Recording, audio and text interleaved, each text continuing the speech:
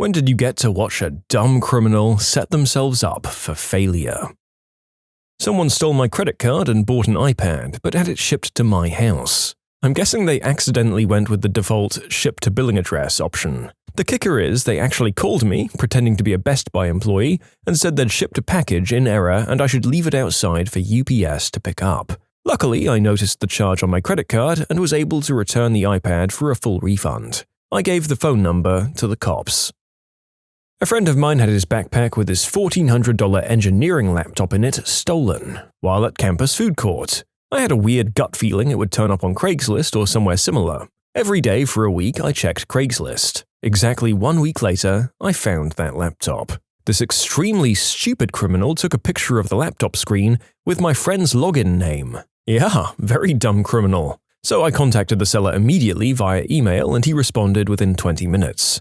I said I'd like to buy the laptop from him. We agreed to meet at a nearby parking lot later that day. Next, we called the cops. They agreed to set up a sting on the thief. One of the officers pretended to be the buyer and approached the thief. The officer acted as if he was examining the laptop, but was actually looking for the serial number. Boom, it had a matching number and they arrested that idiot. A week ago, 4 months later, the guy was proven guilty and, to my knowledge, was spending a year in prison. Plus, my buddy finally got his laptop back.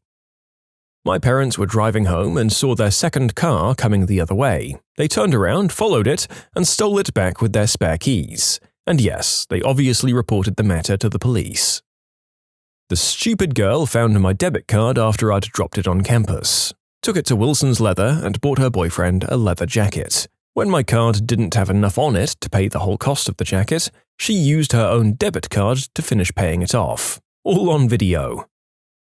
We left our garage open a few years ago at night by accident. Apparently someone had been snooping around in there because everything was out of place in the morning, except for a solid gold bracelet lying on the ground outside the garage door. What did they steal? My fricking Razor scooter, man. My card was stolen once. The person ordered about $75 worth of pizza and had it delivered to their house. I visited the pizza place, said I needed a receipt for the pizza so my company would pay me back, and they gave me a receipt showing the address they delivered it to. Turned it into the police in town and they were on the news 2 days later. Seems like a bit of a misjudgment to get it delivered rather than just coming and picking it up in the store. I mean, you might have ended up in the CCTV, but what are the odds of anyone being able to identify you with that? When I worked at Guitar Center, a couple came into the store. The guy left and the girl stayed, checking out the guitars. A sales guy saw her holding 2 higher-end Gibson Les Pauls down by the low-end side of the wall by the BC Riches. He asked if he could help, and she asked a question about the guitars. He took one from her and went to check something on it, and once he was about 20 yards away, she bolted. She sprinted down the hallway to the warehouse, past the bathrooms, and busted out the emergency exit door that lets out behind the store. 2 guys took chase and made it out in time to see a car squealing around the corner of the building. We had really got nothing to go on. I was mad because having a $3,500 guitar stolen cuts into my bonus, and it just overall sucks to have your crew bummed about the theft. Cut to 1 week later, I'm running my morning meeting and I'm told I have an important phone call. I take the call and my friend is telling me I have to check my email. I do, and there's a link from him to a Craigslist ad. The mother effer posted a photo of himself holding the guitar. I know that it's ours, I just know it. He describes it inaccurately and is asking for $1,000. Gives a BS reason for it not having a case. We need that serial number. We need that fricking number. Another manager calls him pretending to be a collector. He casually asks for the serial number, saying he's only looking for guitars from a certain year. He calls it a date code, but I don't think the guy is buying it. He tells him he'll call him back with the number, but then never does. So we're getting antsy. We call the cops, we form a plan. Another one of our guys calls and tells this dude he just has to have this guitar. He'll come meet him with cash. The guy agrees. They meet at a gas station. Dude walks up with this gorgeous $3,500 Les Paul in a $35 gig bag. They talk crap for a bit and my guy asks to see the guitar. He looks it over and checks the serial. It's ours. Yeah, man, this is exactly what I was hoping for. Great guitar. And then he waves across the street to the cop car that was waiting around the corner. The guy is like a deer in the headlights. They arrest him and even let us leave with the guitar. Back at the store, my friend's phone rings. It's the guy's number. He answers and a woman's voice says, "Were you meeting my boyfriend about a guitar?" My friend says, "Yep, sure did." Oh, he's not back yet. Are you still with him? Nope, I'm already home. Oh, weird. Okay. Well, did you get the guitar? I sure did. I'm holding it right now. Thanks. Oh, great. Thanks. Have a good day. 1 hour later, she calls back. Didn't even bother to answer. She left a very nasty voicemail with a lot of swearing. Priceless. I hear he threw her under the bus in court, and they were both in hot crap over the whole thing. Jeez, the girl felt justified enough about her actions to leave an angry voicemail? What the hell could she possibly say? I've got one from this past weekend, actually. I volunteer cleaning up at a local park. It's called a park, but it has no facilities and no employees. It's really more of a forest, and it doesn't get much official attention. Anyway, almost every day I walk through, pick up trash, and ensure it's properly disposed of. It's a beautiful park, and I like to keep it that way. So Sunday afternoon, I found that someone had dumped a huge amount of construction debris in the park along one of the access roads. As I piled it up neatly, I found a receipt with the guy's name, address, and phone number, along with a description of his vehicle, including the make, model, mileage, and VIN. So I called the state park police and asked to speak with an officer. I showed him the dumped trash, showed him the receipt I found, and made a formal complaint. He gave me the usual, "We'll let you know if we need anything else from you." The officer then called me last night to thank me for finding the receipt. He said they went and paid the guy a visit, found that vehicle in the driveway, and he answered the door. "Are you John Doe?" He said, "Yeah, that's me." And the officer said he insisted he knew nothing about illegal dumping, no surprises there, and when it seemed like the interrogation was going nowhere, he pulled out the receipt and the guy said, "That's not my name." He had already said it was him. The officer told me that's when he said, "Okay, sir, if you're not going to properly identify yourself, you're under arrest for obstructing a government official, a Class A misdemeanor, and we'll fingerprint you at the station and find out who you really are." Suddenly, the guy's story changed. He was the guy on the receipt, that was his truck, and he dumped the trash in the park. The officer even said that the guy said, "I never thought I'd get caught." And he wouldn't have either if it wasn't for us meddling kids. In short, guy dumps construction debris in a park, leaves receipt with name, address, phone number, make and model and mileage of vehicle, and VIN. The guy lies about it when questioned by the cops, and comes clean after confronted with the receipt. I've had this same thing happen about 8 years ago. The idiots used my debit card info to purchase a digital camera and computer parts, about $800 total, from Newegg, and then had them shipped to my address. Called up Wells Fargo as soon as I noticed the charge, and they handled it fairly quickly. 3 days later, I was refunded the purchase and returned the merchandise to Newegg as soon as it arrived. I considered myself pretty lucky that the miscreants used incredibly poor thievery technique.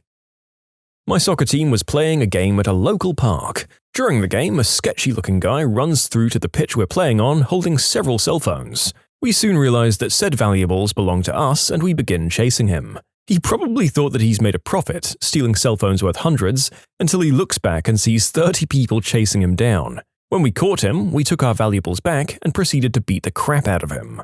The thing is, our changing rooms are roughly 200 yards from the field. So why run directly past the people you've just robbed when you could so easily sneak away?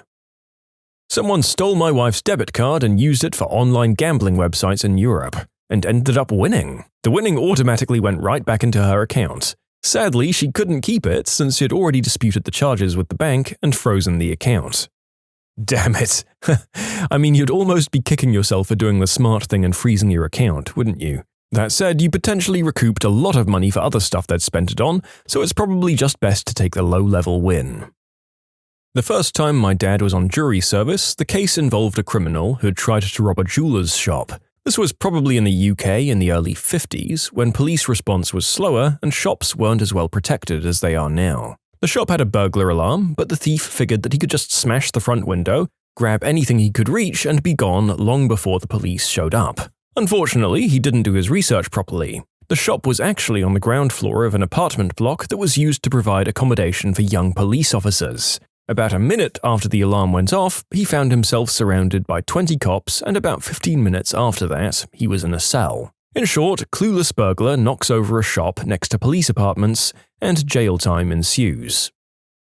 A friend of mine was mugged by some teenagers. He wore a fluffy jacket, so when the muggers frisked him, they didn't find his mobile phone, but got his cash. As they were leaving, he heard them say that they were taking a taxi to a specific store. As soon as they left, it was easy for him to call the police, who made a broadcast to all taxi drivers. After that, it was easy for the police to arrest the muggers. I live in a third world country, and my parents got a phone call from someone who first put a crying girl on the line and claimed they'd kidnapped me. I was with them at the time, so they knew it was fake. The conversation went like this. Oh, that's weird. I don't have a daughter. Oh, you don't? So do you have a son? Nope. Oh, well, how about a younger sister? And my dad hung up. You can submit your own stories to be featured here on the channel. The story submission link is in the description below. And if you want to listen to some vibey music in the background, check out easymode, also linked below, and subscribe. That happened to my mother. Somehow, someone got a hold of her credit card number and proceeded to buy things. Not even things that were remotely close to what she likes. I think they brought an attachment to a muffler, a prepaid cell phone, and some CDs, all shipped to my mother. I don't think they were very good at crime. My friend's roommate also lifted my debit card to buy lunch and dinner on a couple of occasions. He works in an entirely different part of the state than my friend. My friend confronted him about it, and he said, no, that wasn't me. My friend just asked him again, and he admitted it. Still waiting on getting paid back, though. In high school, a girl's Blackberry got stolen while she was at track practice. It was a huge scandal, as the only people with access to her stuff were people on the track team. The person who stole her phone tried to set up his email on the phone, which sent an email to her saying, "Are you sure you want to change your email to theguysname@gmail.com?" It ended up being a team captain who had given the speech to the team asking for the phone to be returned. NBA player Reggie Harding washed out of the league by age 25. He returned to his old neighborhood in Detroit without any marketable skills. One day, he walked into a neighborhood liquor store with a nylon mask over his head, brandishing a weapon and demanding money. The clerk took one look at the 7-footer and reportedly said, "I know that's you, Reggie," to which Harding replied, "It ain't me, man." When I was 16 years old, some former friends broke into my basement. Among a couple of other random things, they stole my radio, which was a giant boombox, and my bike. They also stole a couple of sports collectibles that belonged to my stepfather. My stepfather was not the kind of man you wanted to get mad. While he was never a violent person, he had no problems with resorting to violence if need be. His sons, though, had hair-trigger tempers. It didn't take too much for them to want to beat the crap out of someone. I was angry, my stepfather was about to lose his crap. He calls up his sons, who head over to the house. As they're about to pull in, they hear music. The kids who broke into my house were in the schoolyard, 3 houses down from where I live, listening to my radio, and one is sitting on my bike. Beatings were issued. Some buddies of mine once broke into an ice cream truck and got busted just a few blocks away eating said ice cream. I had my iPod Touch stolen. The guy didn't seem clever when he started talking with his girlfriend on my Facebook. Figured who she was, talked with her, got her to talk with him, he lived far away apparently, and boom. This kid that was in my class in high school years back ran an operation on eBay selling those underbody neon light kits. You know, the bullcrap that makes you look all fast and furious. Anyway, he makes a small fortune selling that stuff. The only problem was that when the customer received their product, it was just a picture of the neon car kit. This kid had apparently worded his description to confuse people into thinking they were buying the real thing, but in reality they were spending $200 on a piece of paper. A bunch of really angry people from around the country called our local police and he ended up getting arrested. I can't remember the charge, but he had tens of thousands of dollars to pay back plus fines. The entire town shamed him, made fun of him for crying when the police interviewed him and everything. He was all over the news for a bit. You know, it's a pretty small town if this was the news event of the century there. Also, the narrator thought about doing something like this to try and scam the scalpers who were taking advantage of people when the PS4 came out, and people were buying them out and selling them at inflated prices on eBay to desperate parents at Christmas. My friend informed me that I could still get in a lot of trouble no matter how explicit my ads for pictures of PS4s were, even if I made sure I was only selling to scalpers. So it just goes to show you can't even get away with doing this kind of thing to rob from the bad guys. This is my story of how Visa paid me for a diamond ring. One day I went to check my credit card bill and noticed there were 2 really big charges, one at a random jewelry store in Seattle and one at jcpenney.com. This was back in 2003 before they'd call you instantly. I called them and they said they'd take care of it. The charges were removed immediately, and I thought I was done with the whole thing. My wife's family lives out of the country and we go to visit them every year for Christmas. Everyone just buys stuff and ships it to us in the months before, so we get random packages all the time. A day or two later, my wife, then girlfriend, calls me at school and says, did you order a 3-diamond engagement ring? Now, she knows it's not for her because she hates diamonds. We quickly figure out this must be the $2,000 charge on my credit card bill. It seems they had the item shipped overnight, no idea why they sent it to my address. Maybe they were hoping to pick it up in the mail. It's almost time to fly out of the country, so we stash it in my desk and figure we'll deal with it when we get back. 3 weeks later, when everything's settled down, I call JCPenney and explain the situation. I'm very clear. I have the ring, I didn't pay a dime for it, and I'd be happy to get it back to them if they send me a shipping box. They offer to send me a prepaid thing so I can return it. A couple of days later, it arrives, but it's only a shipping label, and I don't have the original box. I don't want to be responsible for the item getting damaged in shipping, so I call JCPenney and explain the whole thing again. They say I should just bring the label and the ring to the local JCPenney and they'll take care of it.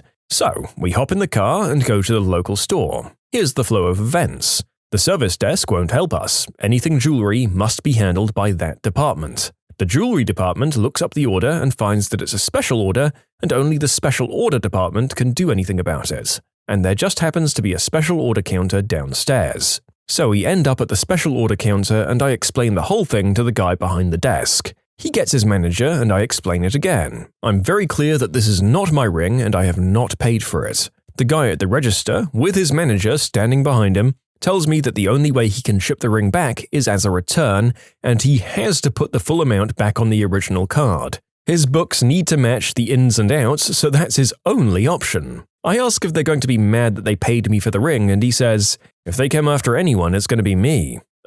Okay then, I say as I hand him my credit card, and he puts $2,000 on it. I figure in a week or two, JCPenney will call and get their money back. The call never comes. Not in 3 weeks or 3 months. A year later, the credit card company gets tired of me having such a large positive balance and mails me a check for $2,000. In short, Crook buys a ring with my card and JCPenney pays me $2,000. My dad is an ex-cop. He still knows and hangs out with most cops in town. After he retired, he bought a very large Ford pickup truck. Sorry, I don't know anything about the model. And he had a custom paint job done to it. Everybody knew this truck. Of course, some idiot steals it. Bad enough that he stole a truck with a custom paint job which is going to stick out like a sore thumb no matter where it goes, but this moron decides to take it joyriding around town. Of course, once the cops get wind of this, they're all over it like flies on poop. Word spreads quickly. If anyone sees JJ's truck, it was stolen. Get them. It's not like they had to look very hard. There were eagles painted on the back windows, each door, and the hood. It's not like the truck was going to blend in with the rest of traffic, especially considering the owner is well known. The guy might as well have had a neon sign saying "Please arrest me" floating over his head. He was busted the minute he drove by a cop, which didn't take very long. A guy I know stole my bike once. 2 weeks later, however, he forgot who he stole it from and bragged to me and several other people about how he stole it. So I stole it back. I saw a guy get caught for stealing a bunch of Nutter Butters once. What do you mean by a bunch? Was he stealing multiple packages of Nutter Butters, or did he just grab a handful of loose Nutter Butters and run? I'm going to go buy some Nutter Butters now. Nice work, Nutter Butter PR rep. Amex is a little overzealous in their anti-fraud practices. I just purchased $1,200 of parts for my home computer rig from Newegg.com. I got a call about 30 minutes later from Amex asking if it was me. I said, yes, what kind of thief would send computer parts to the billing address? His response was, you'd be surprised. And some of these other answers are making me realize they were far from exaggerating. Someone got a credit card in my name, made purchases, but paid the balance on time. Did you thank him for the good credit rating? In principle, no, but in practicality, I probably should have. I remember reading about someone on here finding that someone stole their identity and opened up several cards in their name when he was very young. They always paid on time and made his credit score great. I wish I could remember what the end result was, if they were already paid off, if he had to close it and pay the remaining balance himself or things like that. I love this. Were people just unable to get one in their own name? Had they learned from their previous terrible credit score and resolved to do better? So many questions about what's going on here. I used to live in a student rental. Me, a friend, and a third guy whom neither of us knew. My friend and I went to Newcastle for a weekend on a visit, and when we returned, both my Xbox 360 and his PS3 were missing. We quizzed guy number 3 about it, and he claimed that he'd gone out one night and the door was open when he came back. He said he hadn't contacted us as his phone was broken. That turned out to be a total lie. So naturally, we contacted the police, and the officer who came round inspected the door and mentioned that there was no sign of forced entry anywhere in the house. A couple of days later, flatmate number 3 left his door open while he went out. Neither of us totally believed his story, so we decided to poke our heads into the room to see if there was anything untoward. And what do we find? Yep, both consoles plugged into his TV. We left the room and didn't mention it to him when he came back. Instead, my friend went outside and contacted the police to inform them that we'd found the perpetrator. About an hour later, he was being led out the door in handcuffs. 2 hours later, his entire room was emptied out and in a pile of black sacks in the hallway. We work damn fast when we want to. His father came by the next day to collect the stuff and to verbally attack us for grassing, and we never heard from him again. To this day, we still laugh about the sheer audacity of stealing from someone you live with and keeping the stolen items roughly 20 feet away. What movie could you turn around and say that the good guy was really a complete butthole in? Tom and Jerry. Tom is just a poor house cat trying to fight off the food-stealing, property-destroying, and teasing little vermin that is Jerry. I love Rent, but seriously, it's about a bunch of teenagers who refuse to pay their rent because their friend and landlord Benny told them a while ago that they could live there rent-free, and now he's asking for them to contribute a bit. So they screw with Benny's business dealings and kill his dog. And then he pays for Mimi to go to rehab? He's definitely the good guy in the movie if anyone is. Benny buys a building, lets his friends live in it for free, comes up with a business plan that would allow them to build a studio that would let them work on their craft. They would still be living rent-free by building condos over the studio and using the rent from the condos to help keep the studio open. The only thing I can see wrong with him is that he's a sucker who keeps allowing people around him to take advantage of his generosity. Mark is a failed screenwriter who villainizes the people he should be grateful to. He ignores his own parents on Christmas because they irritate him, despite them obviously caring a lot for him and missing him. And then he launches an attack on the one person who's trying to help him succeed by supporting him. Roger is a former smack addict who fancies himself a tortured artist, but all he does is sit on his butt in the apartment feeling sorry for himself. Mimi is a 19-year-old smack-addicted exotic dancer who pushes substances on others and has a YOLO philosophy on life. Tom Collins is a bright, intelligent young man who could have had a great future ahead of him if he hadn't vandalized expensive electrical equipment at MIT and got himself fired. So his solution is to mooch off an old acquaintance and drink Stoli while rewiring ATMs. Maureen is a narcissistic, untalented performing arts artist with no morals or sense of loyalty. She's unfaithful, manipulative, and only cares about herself. Angel is a street drummer who appears sweet and kind to all those around him, and yet has no qualms about killing an AITA he had no beef with, or breaking and entering. Joanne falls into the category of sucker. She's an uptight Ivy League graduate who finds herself in over her head when she meets someone who tries to teach her to let her hair down. The music in Rent is brilliant. The storyline is awful. I know some big musical fans who I feel like I can never bring up this new dark knowledge that I now possess to. I guess I'll just carry it with me to my grave. Such is the life. It's yours and my burden to bear, listeners.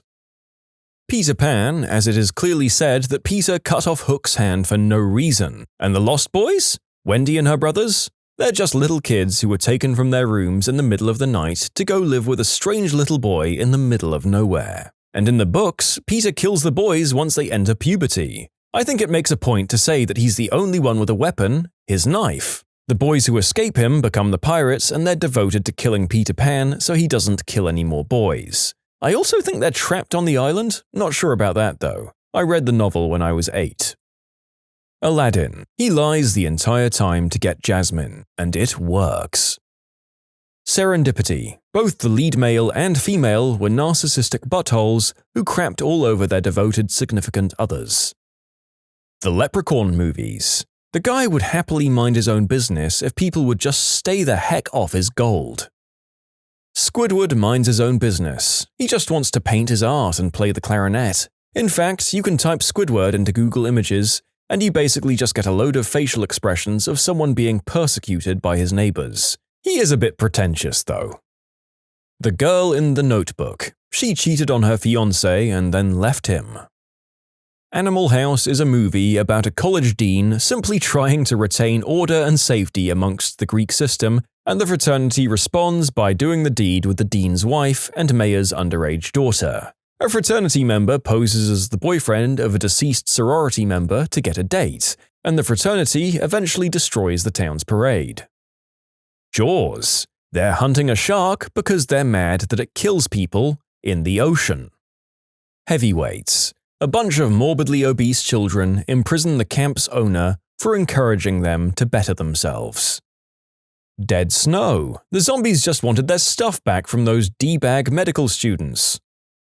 Fred from Scooby-Doo. There are a variety of reasons why he's always the biggest villain in the series and movies, but probably the most pertinent is his exploitation of Shaggy and Scooby. Shaggy and Scooby are petrified of ghosts, but are always the pair that take the most risks in being human bait in one of Fred or Velma's master plans. Why? Scooby snacks. Fred realizes the two are addicted to Scooby snacks. Heck, Fred himself probably spikes them with white snow or something, so he abuses his monopoly over them to exploit Shaggy and Scooby's addiction. So addicted are the pair that they forgo all of their fears of ghosts just to get a hit. So when Fred says, "Hey guys, why don't you volunteer?" he already knows the answer will be a zombified yes if he promises Scooby snacks or intoxicates the pair on Scooby snacks beforehand. It's similar to promising smack to an addict, provided they do something they're usually scared of. Does the addict really have a choice? No. Fred got Scooby and Shaggy addicted to substances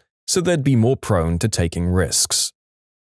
The Wizard of Oz. I'm not suggesting Dorothy was evil, but she killed a woman and just accepted that what she'd done was okay because a bunch of little people she'd never met told her the woman was wicked. Seriously, if someone dropped a house on my sister and then proceeded to take her clothing, put the clothing on and then prance off down the road while singing, I'd send winged monkeys after them too. One that's really annoyed me since I've seen it? Happy Feet. The moral of the entire story is, if nature wants to save itself from mankind, it needs to learn how to entertain us better. Seriously, nature isn't entertaining enough for mankind to care, is what Happy Feet's writers seem to say. The Little Mermaid. Seriously, it's a spoiled 16-year-old mermaid who throws a huge fit and becomes obsessed with a complete stranger. Then she makes a deal with the Sea Witch so that she can have legs and run off to marry the complete stranger. Okay, maybe this doesn't necessarily make her a bad person, but what the frick kind of lifestyle is Disney trying to portray as a good way to live? I read an incredibly detailed essay about Michael Bay's Transformers films on the Something Awful forums, if I recall correctly, that said, among other things, Optimus Prime was the series' main villain and Megatron was, if not the hero, then far more traditionally heroic. From what I remember, if you compare Optimus's narration throughout the three movies and what is revealed of the war on Cybertron through dialogue, it becomes very clear that Optimus is an unreliable narrator and the Autobots were an outsider group who, having conclusively lost the war, were willing to end their own species. Destroying the Allspark would cut off all possibility of continuing the species after all, as well as revenge killings. All of the Decepticons they and the military hunted down in the second movie who weren't shown as being aggressive. Megatron's character arc has him, after winning the first war, traveling to Earth to retrieve the Allspark so his race can continue, then getting frozen by pure chance, getting discovered, studied, and having his body violated to make our technology, finally escaping with the help of a few loyal friends, only to discover that his old enemies are in league with the creatures who've been dissecting him for the last century. Having one of the creatures, a particularly annoying one, use the object he's been striving for to kill him, and then after getting resurrected, trying to keep his people together while being usurped twice, and all the while being hunted by Optimus and those monstrous, bloodthirsty humans. Not that this wasn't a particularly fun perspective and all, but I'm pretty sure that the guy who wrote the theory put more thought into Michael Bay's Transformers than Michael Bay ever did. And I'm not even a Michael Bay hater, I love me a good pew-pew CGI robots movie. But yeah, there was no way he was thinking on this level. Let's not beat around the bush. In Toy Story 1, Woody is a massive, selfish jerk who's jealous of Buzz and tries to kill him. He doesn't try to kill him, his intention was to knock him behind the desk so that Woody would be taken to Pizza Planet instead. The plan went awry when Buzz dodged. The dentist on Finding Nemo. They make him out to be some kind of kidnapper, but he was just trying to find a nice present for his special needs niece. Mate, you can't just call Australian kids special need kids. Mrs. Doubtfire. Robin Williams is a creepy dad stalking his old family. The Harry Potter series. Dumbledore. He's manipulative and out for the greater good, even if it means setting a child up to face death. Even if Harry didn't die, he thought he would. Not to mention his association with Grindelwald, and the fact that he knew so much information and could have saved a lot of time if he'd just told Harry to begin with. But of course, J.K. Rowling did a brilliant job with the series, and I know that if Dumbledore did say anything, the books and movies would not have been as epic as they were. And I know full well that this isn't a popular opinion. I know that he had to be that way to protect the wizarding world. I just answered the question when I noticed that no one else had mentioned Dumbledore yet. I have read Methods of Rationality. Beauty and the Beast. A man tries to save his love from a crazy beast who almost killed her father and practically enslaved her. I mean, this take would work if Gaston wasn't such an insufferable jerk. Hamlet. He murders his uncle based on the testimony of a fricking ghost. Come on, son. That's the point of his wishy-washiness the whole play. The real evidence, while mostly circumstantial, but enough for Hamlet, was his uncle flinching and leaving during the play within a play. Law-abiding citizen.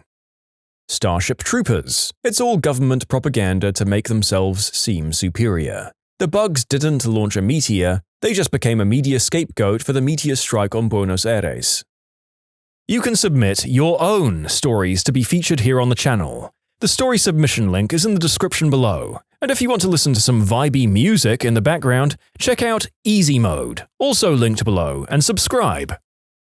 Pirates of the Caribbean. Jack was a pirate, but they made the English the bad guys for persecuting him. I know that's the point of the story, but it still bothered me as a child. I think the reason Jack is considered heroic is because they never necessarily showed him doing piratey things throughout all 4 movies. We never see him steal from or kill the innocents, as pirates were prone to doing. We just see a mischievous guy who goes on grand adventures and treasure hunts. Also, I would say that the English are evil in the same way Hank from Breaking Bad is evil. Which is to say they aren't, they're just lawful. And since the heroes go up against the law, that puts them at odds. Avatar. The humans were industrious and ambitious, and the aliens were lazy. Assuming Jared Diamond is correct, the Na'vi have everything going for them.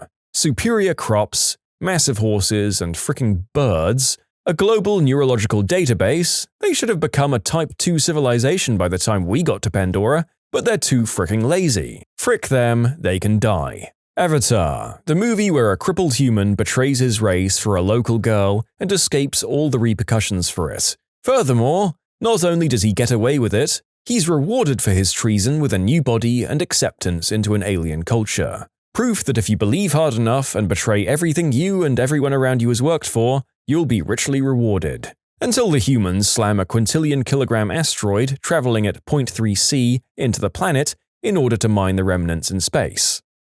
I don't think the narrator can agree with the assessment that the aliens are the bad guys just for living more or less in harmony with nature or becoming, a super civilization that colonizes everyone else. You can't call them lazy when they live and die swinging through the trees and navigating perilous carnivores, whilst maintaining an egalitarian society that goes toe-to-toe with the industrial military might of Earth. That's a bad take, people.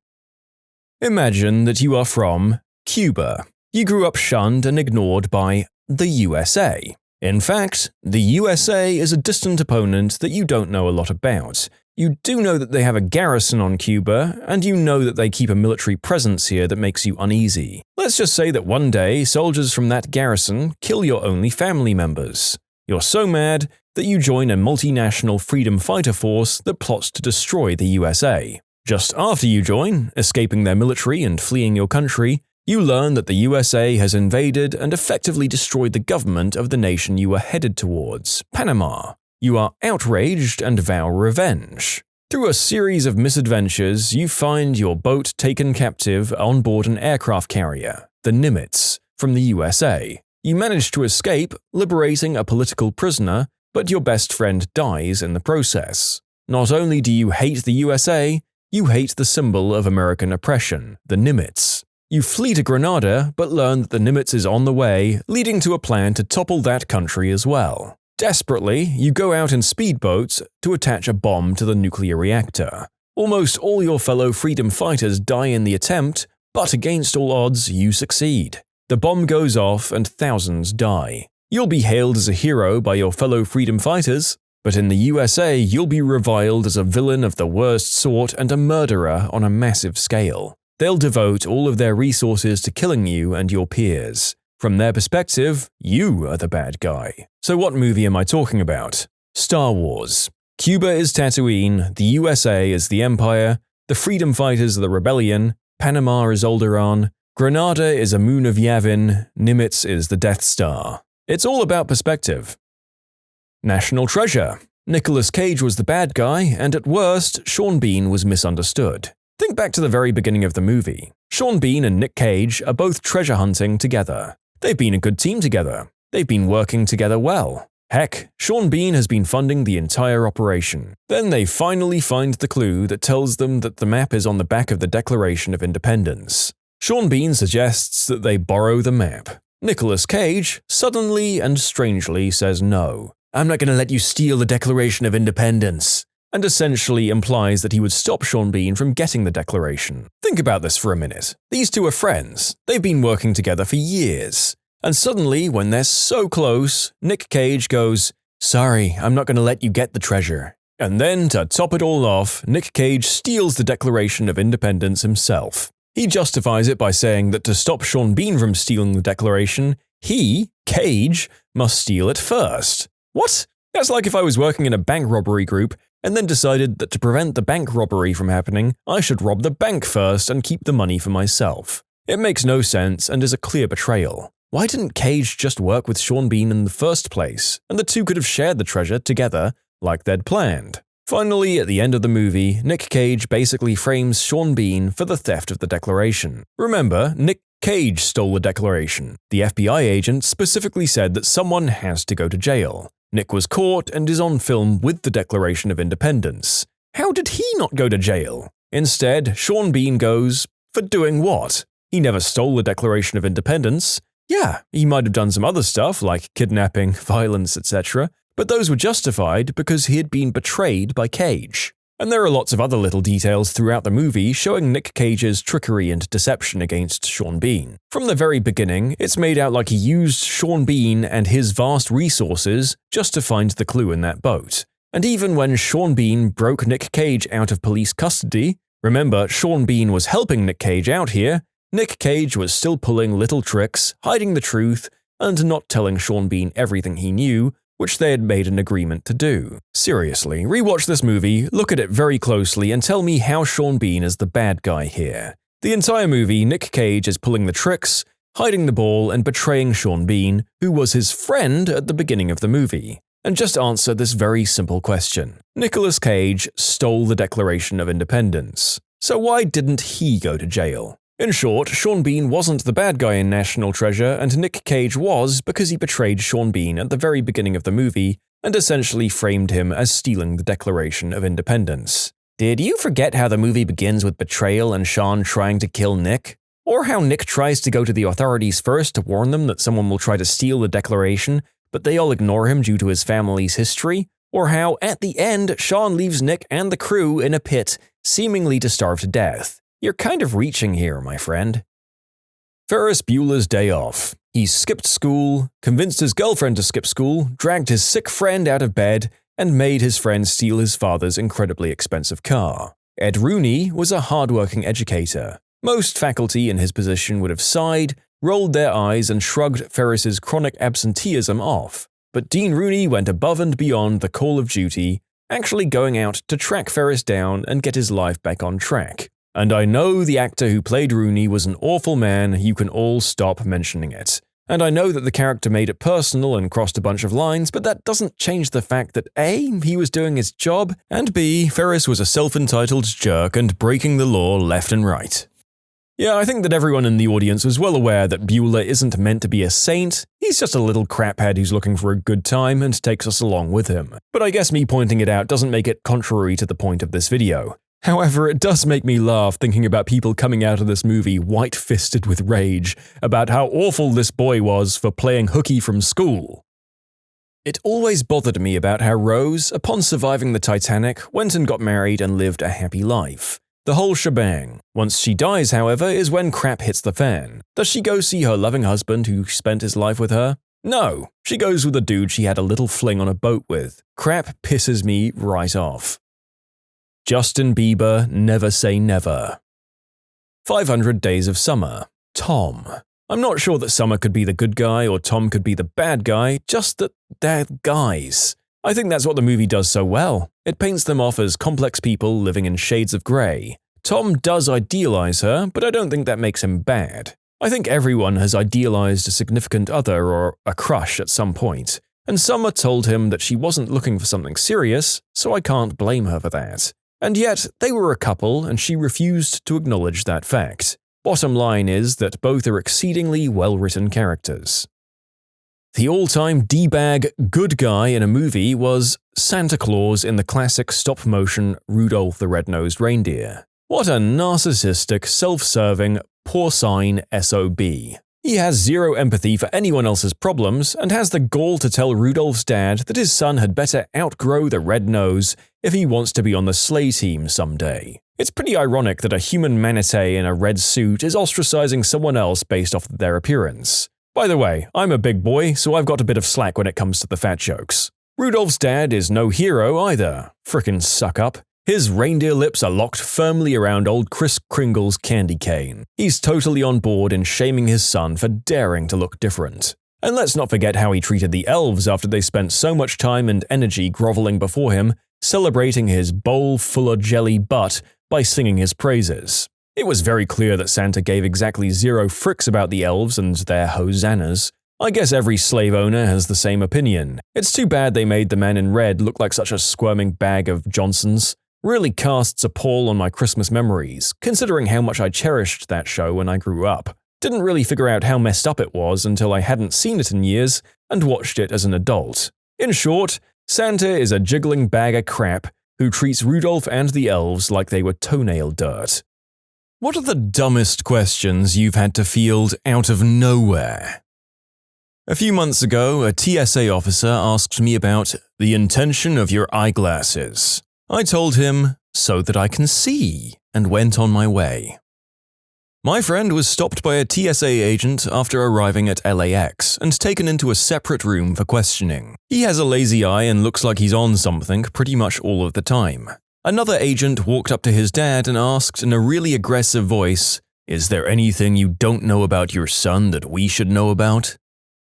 A TSA agent in Vermont was checking out my hunting shotty before sending it through to be loaded onto the plane. He comes up to me after a few minutes and asks, "This weapon is tested positive for explosive residue." I said, "Like gunpowder?" TSA dude said, "Oh," and hangs his head and walks away. My 5-year-old is mixed ethnicity, doesn't obviously look like me to people not used to seeing mixed kids, and doesn't speak English. So when I took him to the US via San Francisco last time by myself, I was quite seriously interrogated until I finally told them, "It's too bad you don't have any agents who speak Japanese, or you could just ask my son." Of course, I said this while pointing at an agent a few meters away whose name tag read Maruyama. They called her over, and in about 5 seconds it was cleared up. "Hi little boy, what's your name?" Then confirmed with passport, "And who's this?" "Okay, you and your dad have a nice trip." I have a cochlear implant, with a magnet embedded in my skull to hold the device in place. I never go through the metal detectors at airports. I always have the stupid feeling up process. One time I went through and they asked me why I wanted the pat-down. Refraining from smart aleck jokes, I told them it was because of my cochlear implant. They didn't believe me and asked me to take it out to show them. I showed them the external processor, They wanted to see the magnet part, despite my telling them it was under my scalp, placed in a niche in my skull where the bone had been removed. Even viewing the 3-inch scar, they still wanted to know why I couldn't take it off so I could have passed through the detector. It's not wise to challenge or to giggle at times like that. A supervisor came out, asked almost exactly the same questions, received the same answers, and then let me go after the pat-down. It's never happened again, but I must admit it blew my mind. Okay, so this topic is so far a wall-to-wall smearing of the TSA, which is absolutely hilarious, but hopefully we get some variety in soon. What on earth is the hiring process there? Is failing social studies, science, math, and physical education a compulsory criteria to get a job there? While getting hassled in a sobriety checkpoint, the cop asked the driver where he got his license. Our driver responded with, "The DMV." The cop didn't seem to know how to respond. Not a question, my sister's first name is Katie. Just Katie, not Catherine or Kathleen or anything. Just Katie. When my mum picked her up from preschool one day, the teacher said to my mother, "She won't respond to anything other than Katie." And my mum just went, "Yeah, well, that's her name." I'm currently 9 months pregnant and work in a restaurant. I'm very obviously pregnant. My belly is ginormous and the rest of me is small. I was seating this woman and she asked why I was limping. "It's called waddling, lady." I said, "Oh no, I'm not limping, I'm pregnant." She looked at my belly. "Pregnant?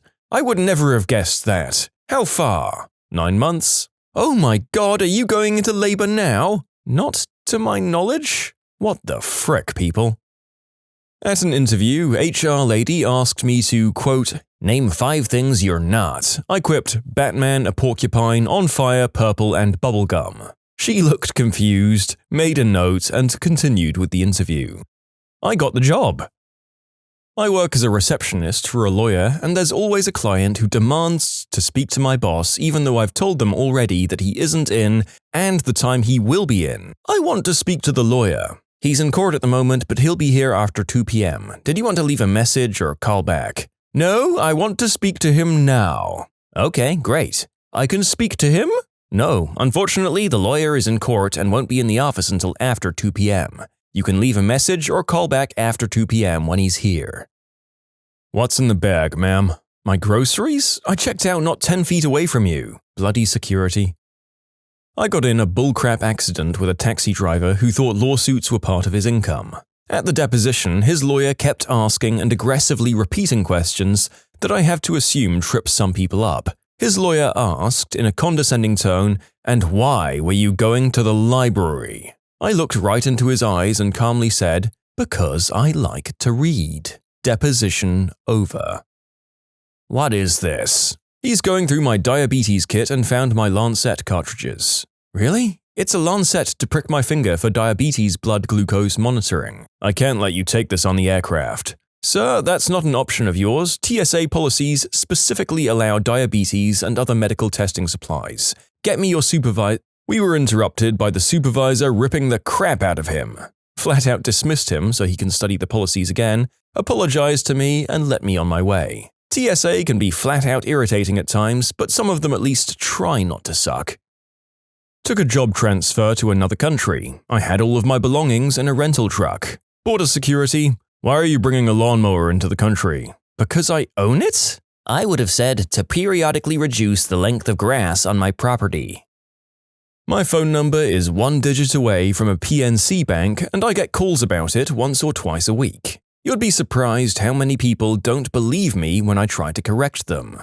The conversation always goes as follows. "Hello, PNC?" I say, "Sorry, you have the wrong number," and I give them the right one. "That's what I dialed." "Are you sure this isn't the PNC?" "Hold on, let me check." "Alright, yes, I just double-checked. I'm in my boxers drinking beer and watching He-Man. I sincerely hope I'm not working in a bank right now. I'd probably lose my job."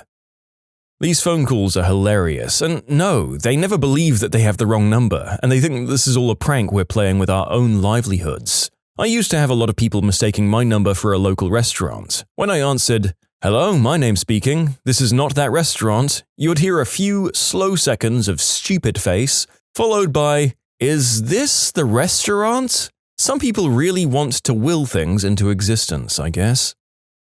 When I was crossing the border from Canada to the States with my cousin, and the Border Patrol guy asked us how we're related, and we told him, and he said, "You guys are cousins but have different last names. Explain that to me." And we just stared at him, and I started laughing.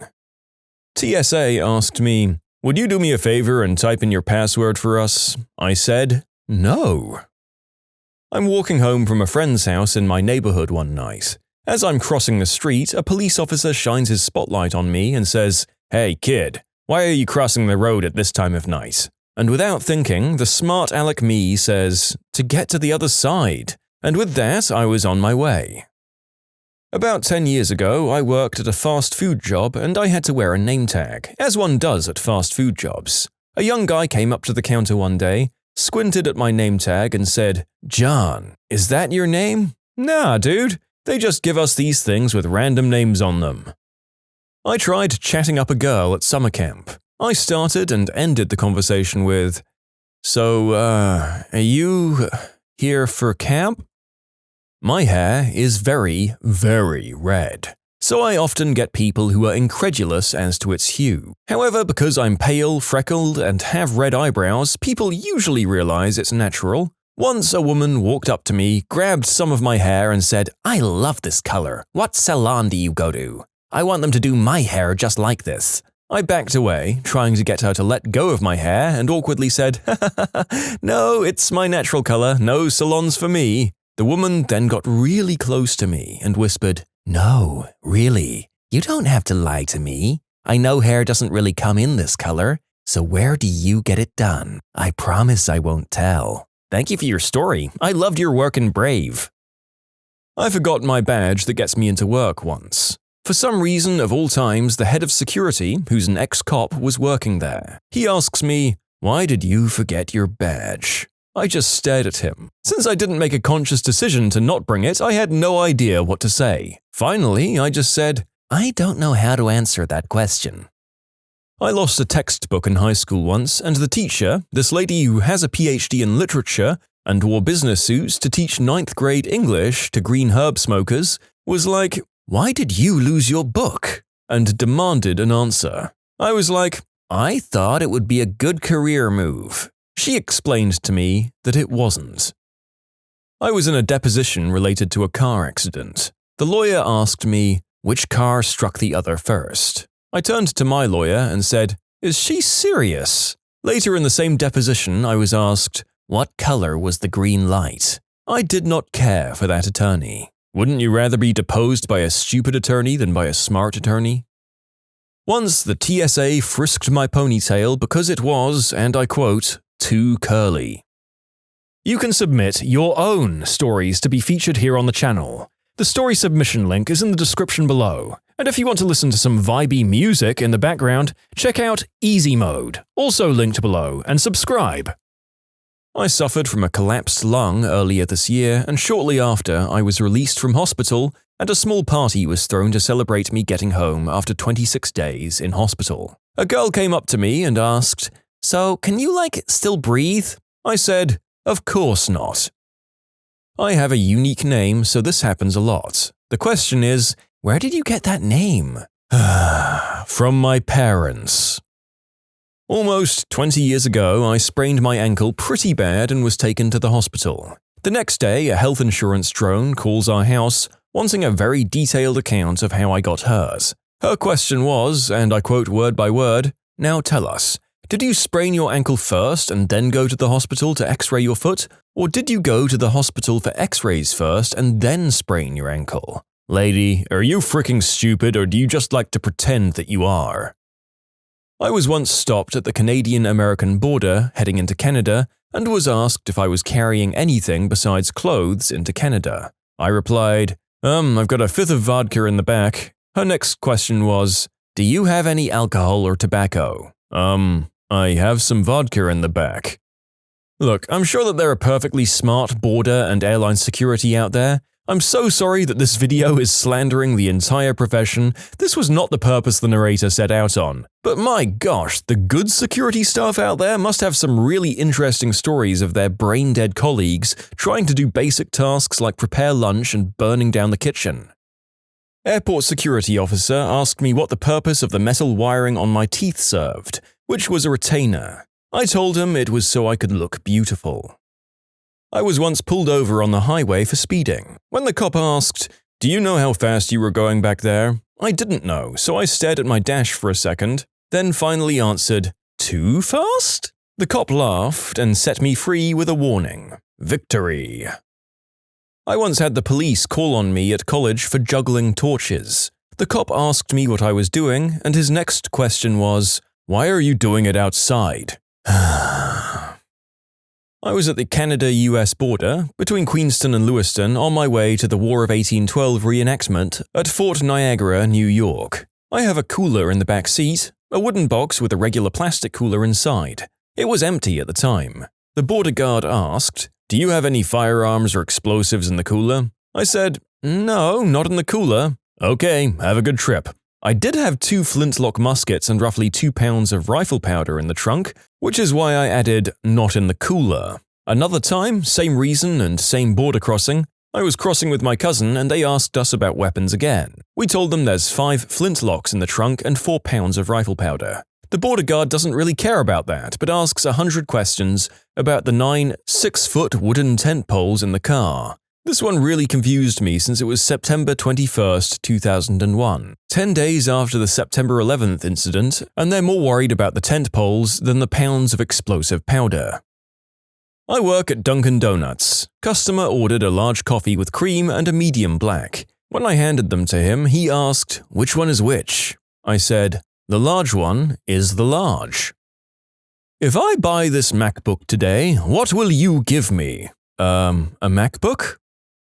TSA, while looking at our tickets, says to my brother, "Age." My brother had recently had a birthday, so he says, 14. No, 15. There was a pause, and then he said, "It changes every darn year."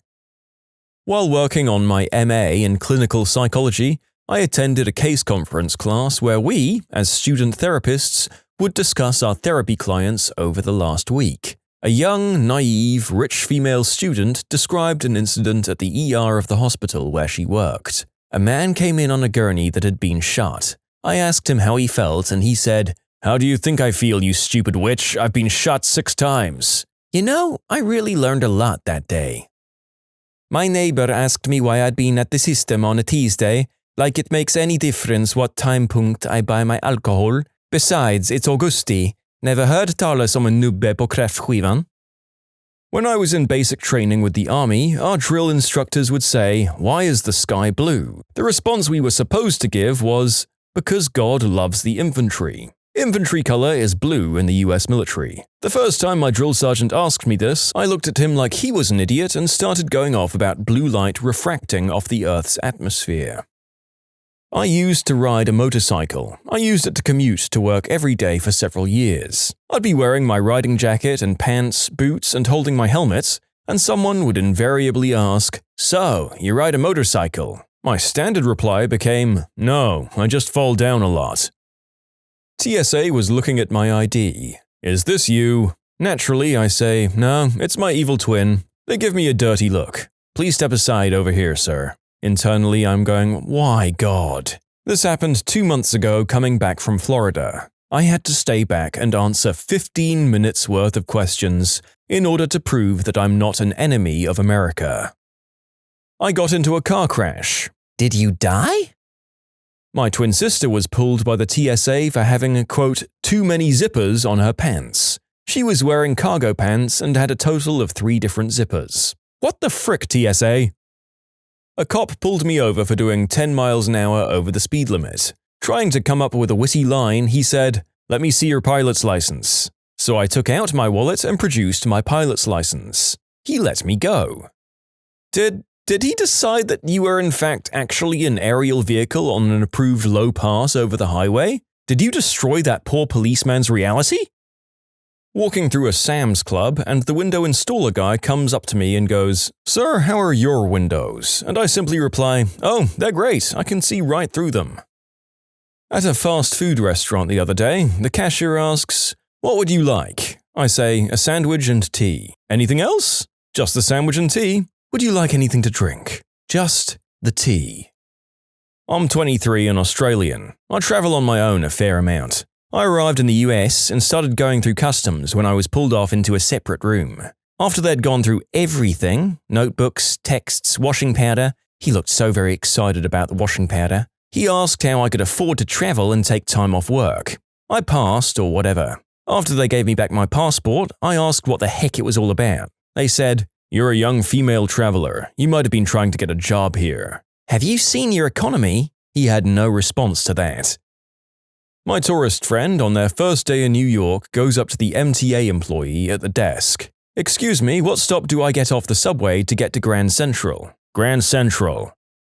My dad told me a story when himself and his friends were out drinking underage one night and an officer had caught them. He grabbed a beer bottle that was thrown in the woods next to their car and said, "So, if I take this bottle down to the station, whose fingerprints am I going to find on it?" And my dad said, "Yours now, dummy." Customer says, "If you replace my broken air conditioner, will the new one cool my house?" I said, "If you turn down the thermostat." High school teacher here, one of my students asked, "Mr. Johnson, I checked the grades website and it currently said I have an 88. I'm wondering how far away I am from getting a 90. I said, "You're 2% away." I was answering as a joke while planning to follow up with a discussion of what skills she needs to work on to push through to an A. She says, "Okay, thanks." And then they just frickin' walked out before I could continue. Upon telling people my name, which is a short and unusual name in North America, people often ask me if it's short for anything. The answer is no. They always ask, "Are you sure?" And I glare at them a while, and when that doesn't sink in, "Oh, you're absolutely right. I totally forgot my name is short for," and I make up a bunch of random words. I once was asked the following by a girl who's definitely smart enough to know better while I was standing in front of her. "How was that competition you went to in Wisconsin? Wait, is it still going on? Are you still there?" When I was in recruit training for the US Marine Corps, our squad bay was on the first deck, or floor. One time, someone on a higher deck dropped a bag of trash out the window and some recruits saw it land on the ground and decided to tell the drill instructor about it. "Sir, this recruit just saw a crap bag fall from the second deck, sir." "By crap bag, do you mean recruit?" As a former US Army interrogator, I can say that part of our training is to make as few assumptions as possible in our questioning. I'll admit that asking the intention of eyeglasses sounds a little overboard, but some of the questions we were required to ask might make the person want to say, "Duh, isn't it self-evident?" I run into someone I know at the supermarket, and they always say, "Oh, hey, what are you doing here?" "Oh, just hunting elephants." "Excuse me, are there nuts in the butter pecan ice cream?" Also, "Do you sell ice cream here?" after walking past the ice cream case and staring at the menu for a good 5 seconds. I was once at the DMV and the lady asked me if I wore glasses while I was wearing my glasses. This is a legitimate question though. I was asked the same thing while wearing glasses, about to take my picture for my license. I just kind of laughed and asked her, is she required to ask that question? She said yes, because people come in with glasses that aren't prescription, and if they mark that the lenses are required and they're really not, if the person gets pulled over, an officer can write a ticket for not wearing prescription lenses. Some jerk cop pulled me over thinking that I was drunk, noticed my bottle of water in the back seat. He angrily asks me, "What's in that bottle?" "Water." "Why the hell do you carry a bottle of water in your car?" "For drinking." Yada yada yada. Back in high school, I'd gone about 3 days without sleep and was in the principal's office for skipping class, and I was sitting on the chair in front of him, dozing off, generally looking messed up. He said, hardly sincerely, "Are you on something?" I looked at him puzzled for a second and thought of it, so I said, "Yep, a chair." He never liked me. My friend Bonnie is always asked what her name is short for. She answers Bonniesaurus Rex. Rawr. Scientists. What mad supervillain experiment do you actually want to conduct in real life? I want to do a long-term case study on children's microbiome. It would start off with samples of their mother's microbiome, and then when the child is first born, get a sample of theirs, compare it, and continue comparing the two samples throughout chest feeding versus bottle feeding. Also, get a detailed comparison of how the microbiome changes after vaccinations, sickness, and antibiotics. I would basically study every single number 2 this child has, their eating habits, their health conditions, any medications and vaccinations for years. But people want privacy, and most wouldn't want to commit to keeping such accurate accounts of their children's food, health, and activities. So it's likely that even if I did this study, it would be difficult to prove all variables were accounted for. And with all the variability, I would need many, many children. The end goal is to see how our microbiome changes throughout your childhood, and note when you may be more susceptible to things depending on the type of microflora you have. Everyone has a different ratio, so essentially, if we can harness the individual's capability of unique flora, we could find a whole new way to tackle illnesses and preventatives for sicknesses that would have significantly less side effects than many other medications. This idea stems from others studying the microbiome and finding that certain ratios of microflora can cause you to get over illnesses quicker when combined with the right medicine, and also help digestive tracts regulate better. But so far, these tests are being done with cancer patients. I think if we're able to see how children are affected, it may bring less possibilities of terminal illness and other illnesses down the road, as well as a faster recovery. And everyone is telling me to have a kid or become a nanny and collect the number 2? No, the point of this study is that it needs to include thousands of participants. I want to take DNA from infamous serial unalivers like Jeffrey Dahmer or Albert Fish or the like and clone them, then have the baby raised in a normal, supportive, loving family. I'd study the kids all through adulthood to see how much is nurture and how much is nature. I experiment on ancient coins. Museums are generally against me doing a full compositional analysis that would involve me dissolving the whole coin in acid, but it sure would tell us a lot more than not. As a student of history, I can confirm that just about every person in my field would have had massive issues with this. However, I'm not sure that the results would lead to any true mad scientist outcome, just a bunch of crying museum custodians and a slightly better idea of the composition of ancient coins.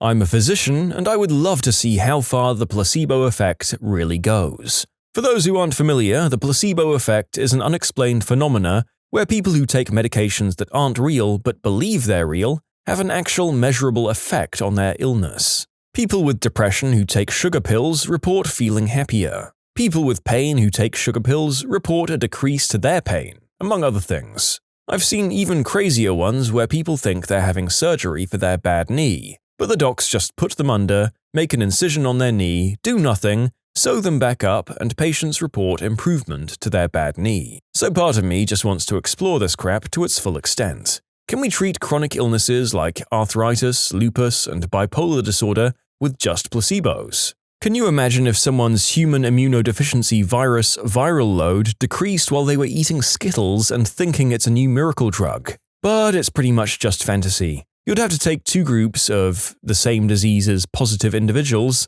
give one real medicine and the other one Skittles, and this is profoundly unethical. For those of you who are saying that's how clinical trials work, the answer is not really. According to Article 11.3 of the Declaration of Helsinki, which is the ethical guidance of clinicians overseeing clinical trials, it's unethical to use placebo arms if there exists a proven medication for the condition. If you're testing a new drug on your control group, it's whatever the best treatment available on the market is, not a placebo. It's very rare that a disease or condition has no effective treatments out there that would justify the use of a placebo to measure clinical effectiveness. In my human immunodeficiency virus example, this is obviously not plausible. We have meds that lower that particular disease's viral load already.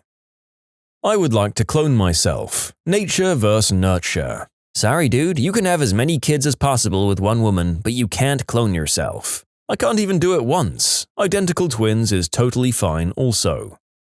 Experiments with social isolation intrigue me. Raise a child with no language and see what happens. No contact. Wild children give us some insights, but also a sample of the kind of trauma this can produce. Completely and undeniably unethical, incredibly cruel. but so intriguing. This has already been done and documented in the past. There was this king who believed that children raised in complete isolation would naturally speak Greek. So to test this, he ordered a group of babies to be placed in isolation from adults, and a few times per day, midwives would feed or clean them, and the result of this experiment was that every single baby died even though they were being fed. This reminds me of the chicken boy. The poor child was locked in a chicken coop for the first few years of his life, and as such, he thought he was a chicken. Absolutely tragic, but still fascinating. I want to work on genetically modifying the genes that control our active cones in our eyes. Specifically, I want to try to activate a tertiary cone in the eyes of dogs so that they can see infrared light just like snakes can. In simpler terms, we could make rescue dogs that have infrared vision to help locate missing people or recover people in natural disasters. In even simpler terms than that, I want to make heat-seeking dogs. I want a substance-heavy Olympics where everyone is using something to enhance their performance, to see the true limit of humans. Now, I wouldn't say mad scientist, but medical privacy laws get in the way of a lot of incredibly useful research. Everything has to be so de-identified and confidential that it makes doing any sort of large-scale statistics nearly impossible. You have to make a ton of assumptions because you can't know many details. If I had full access to everyone's medical records, we would probably fix a whole lot of crap. Yeah, I have to admit, it is fascinating to listen to our actual medical and science PhD people talk about the possibilities we could unlock if all ethics were removed. On the other hand, I can see why we can't do these experiments. Take the following one, for example. I'd want to know how long it would take a group of children raised to puberty to figure out about doing the deed. I'm sure they'd figure out pickle and bean tickling on some level, but how long would it take them to figure out tab A into slot B? The subjects could be raised about as normal as possible, but with any mentioning of reproduction and copulation completely removed. And there would be no shame or deterrent while they figure it out. Like the caretakers wouldn't tell them, "We don't do that," if they found out one was whacking the mule, or that two consenting teenagers were touching each other. There would be some kind of explanation with trying to encourage that kind of stuff in private instead of around the others. I'm just curious about how our urge to merge is kind of instinctual in other animals. It doesn't really seem that way with us. We learn from so many different sources nowadays that we don't need to figure it out ourselves. We have the internet, friends and peers, maybe parents, books, TV, and possibly life skills classes in school. What would it be like if we just didn't teach or explain or acknowledge it and see how long it took them to figure it out themselves? There have been documented stories where virgin couples have gone to see a doctor because they couldn't get preggers, and it's been discovered that all they've been doing is lying in bed together and waiting for something to happen. I also read a story once where the guy was inserting his eggplant into the wrong place. Like geographically, he was way off.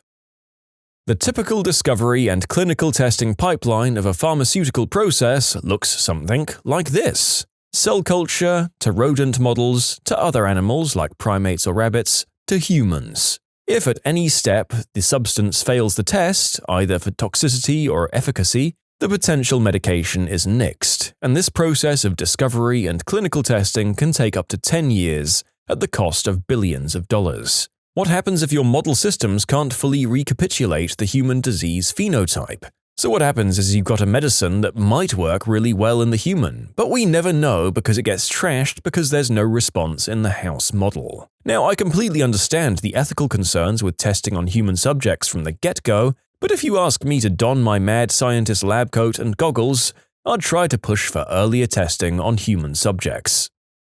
Use the milk from orb spiders to build a better dental filling. By the way, they mix the DNA of spiders with goats at University of Wyoming. From my understanding, these fillings would hypothetically last exponentially longer, would bond to teeth as an organic substance, and are stronger than Teflon. It would also be minimally invasive as to set the groundwork for more invasive medical applications, such as knee replacements.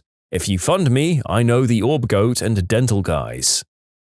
Identical twins have very similar DNA. If raised exactly the same way without interaction with each other, would they make the same choices? There have been studies done where separated twins chose the same career, marry a woman by the same name, and maybe even call their kids by the same names. It was crazily specific. This actually was a pretty horrifying experiment in the US in the 60s, where they purposefully split twins and adopted them out to separate parents to study them.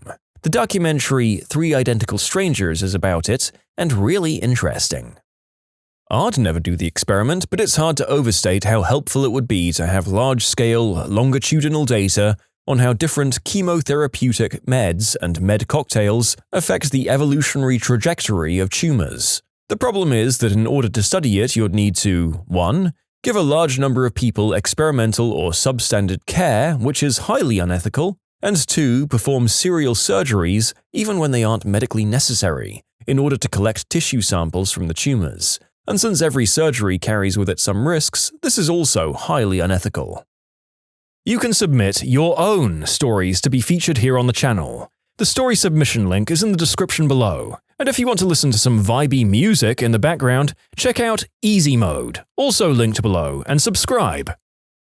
I would really love to have a hunk of plutonium in the attic above my bedroom. I mean, the right amount would have to be sussed out first, of course. They found out that some buildings in Japan had been made with irradiated steel from stockyards near the blast zones of either Hiroshima or Nagasaki, and the people that lived in them had abnormally long and cancer-free lives, presumably because… oh, there's a scientific term for it where your body comes into some kind of homeostasis with snake venom over long enough exposure to small doses. They think that's what happened with those people and the radiation as well. Their bodies adapted to it and became far less prone to having the big C disease because of it. Also, it would lower my heating bill in the winter. Plus, I really wish we could just use molten salt reactors as well. Honestly, I think the government should give them away to property owners, as it would benefit the United States greatly to have a populace of people off the power grid, powering themselves independently and greenly with a stable power source that'll last more than 100 years for their needs,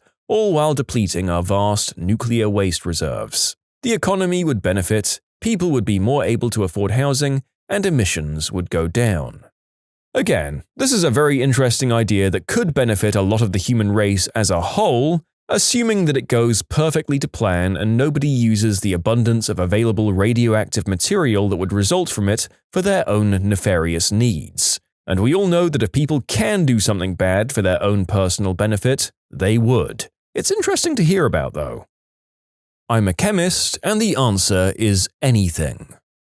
Biophysicist here, I would love to investigate CRISPR technology in vivo cancer patients, using the technology to block cleavage from occurring at specific DNA sites. I've studied this in vitro, but experimenting in a live human being could be risky waters. Electrostimulation as a means of regrowing limbs sounds pretty interesting, and I'd love to see the effects on humans. If I recall correctly, one of the problems with this is that the wound site must be kept fresh, and humans bleed out too damn quickly if their wounds aren't able to clot, which would interrupt the growth. Animal and human hybrids.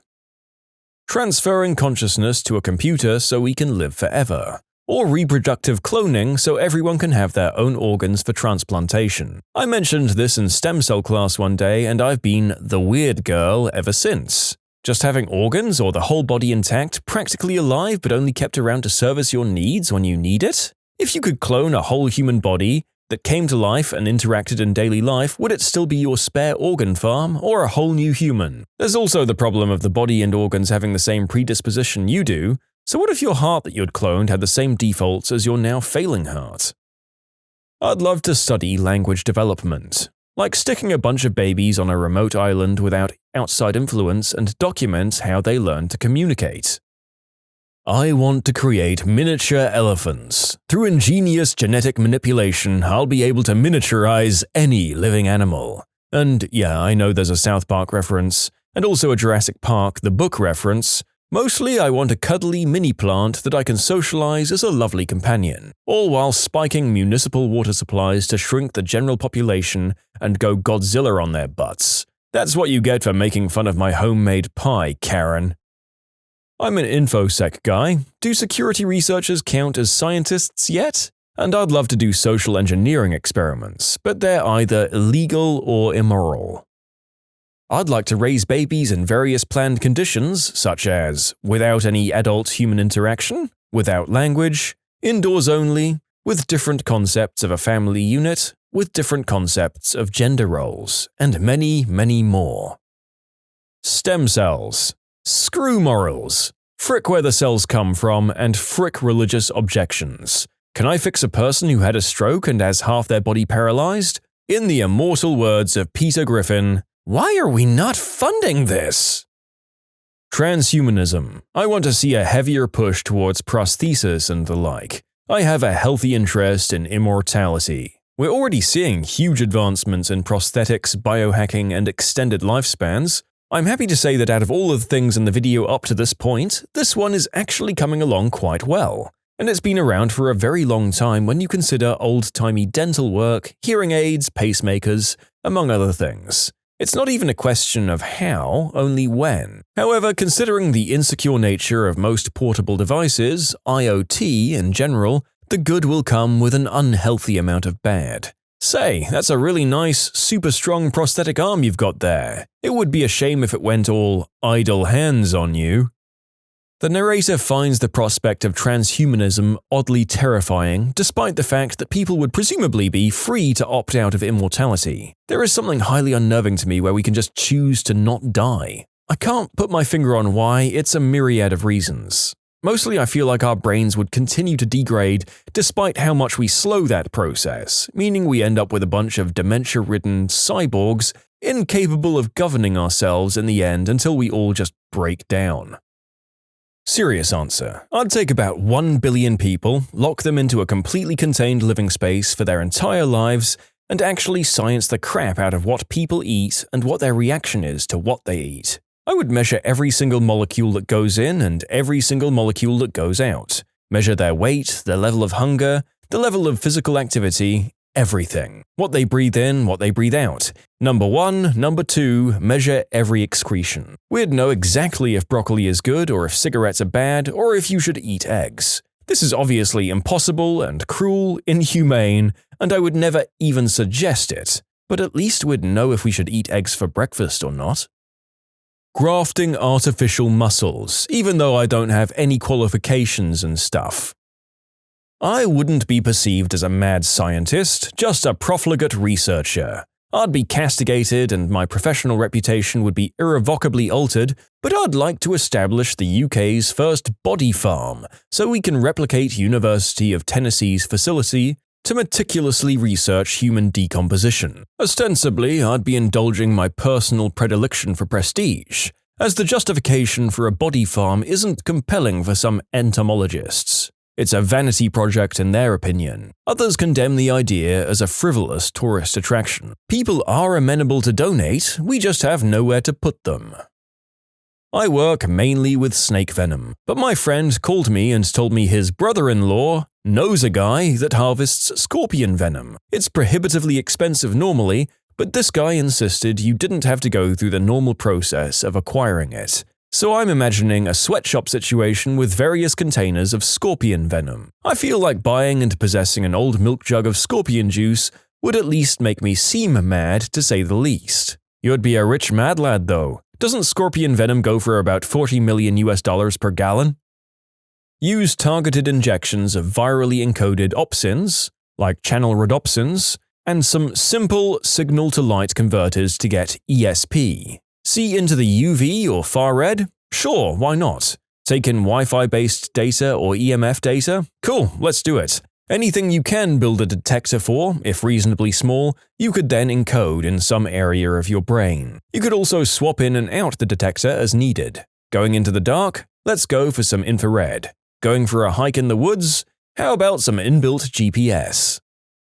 I'm left-handed and I've always heard lefties are right-brained or creative and righties are left-brained or logical. I'd like to create a school, pre-kindergarten to 12th grade, that includes boarding where the only difference is that everything inside the school, door handles, computer mouses, sports equipment and scissors, are accommodated for left-handed people. The teachers would all be left-handed as well, but the students will be the usual mix of 90% right-handed and 10% left-handed. Would right-handed kids in this environment use their right brain more because they're forced to be more creative? Would the left-handed kids become more right-brained? Biologist here, and I want to develop an artificial system to grow a baby outside of the womb. The initial tests would involve a donor uterus, likely from a pig or a primate unless we can get a healthy one from a human hysterectomy, which would be connected to an artificial blood supply. This blood supply would be circulated through the 37C incubator using a pump to mimic the heartbeat. As the embryo develops, different chemicals will be pumped into the bloodstream to maintain appropriate levels of HCG, estrogen, progesterone, oxygen, and nutrients. I'd also need to develop a way to efficiently filter out waste. If we could robotize this process, you could leave it running for 9 months and get a fully developed baby without destroying your body. This would also eliminate things like fetal alcohol syndrome and other negative effects of poor diet or substance use during pregnancy. Of course, having said all that, it's highly unethical to test on humans and probably shouldn't be done. Also, very difficult to get all the chemicals and blood compositions right.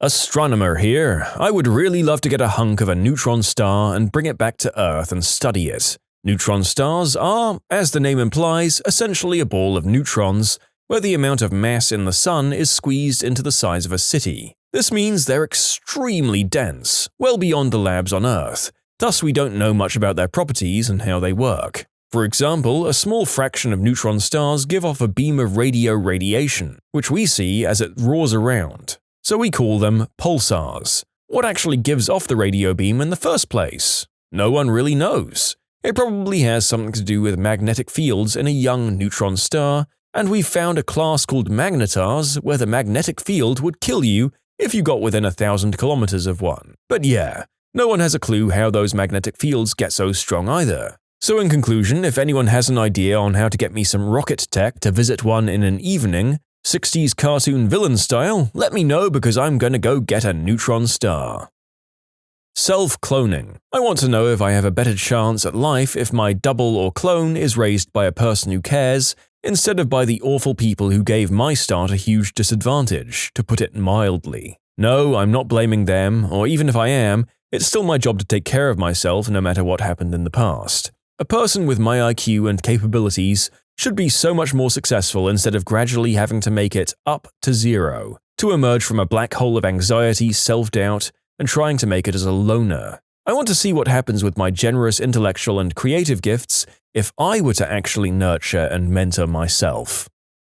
Well, I'm just a student studying IT, but I'm still really interested in speciation and evolution. I remember watching a documentary about Hiroshima, I think, and how the insects have went through about 40 generations, so they've adapted to the point where they can filter out radiation. But the horses in the area are filled with it because they haven't had much generations in the radiation. So basically, I want to introduce mice, mainly because they reproduce quickly, into different environments that slowly become harsher and harsher in an attempt to make them evolve. Like, I want to make them completely aquatic, where they no longer need land and are able to live off only seaweed, or where their back legs basically become like a kangaroo that can jump really high to get around.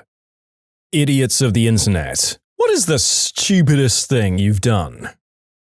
Responded to my own Craigslist ad looking for a roommate. I literally thought, oh, she sounds cool, and only realized after I received the email from myself.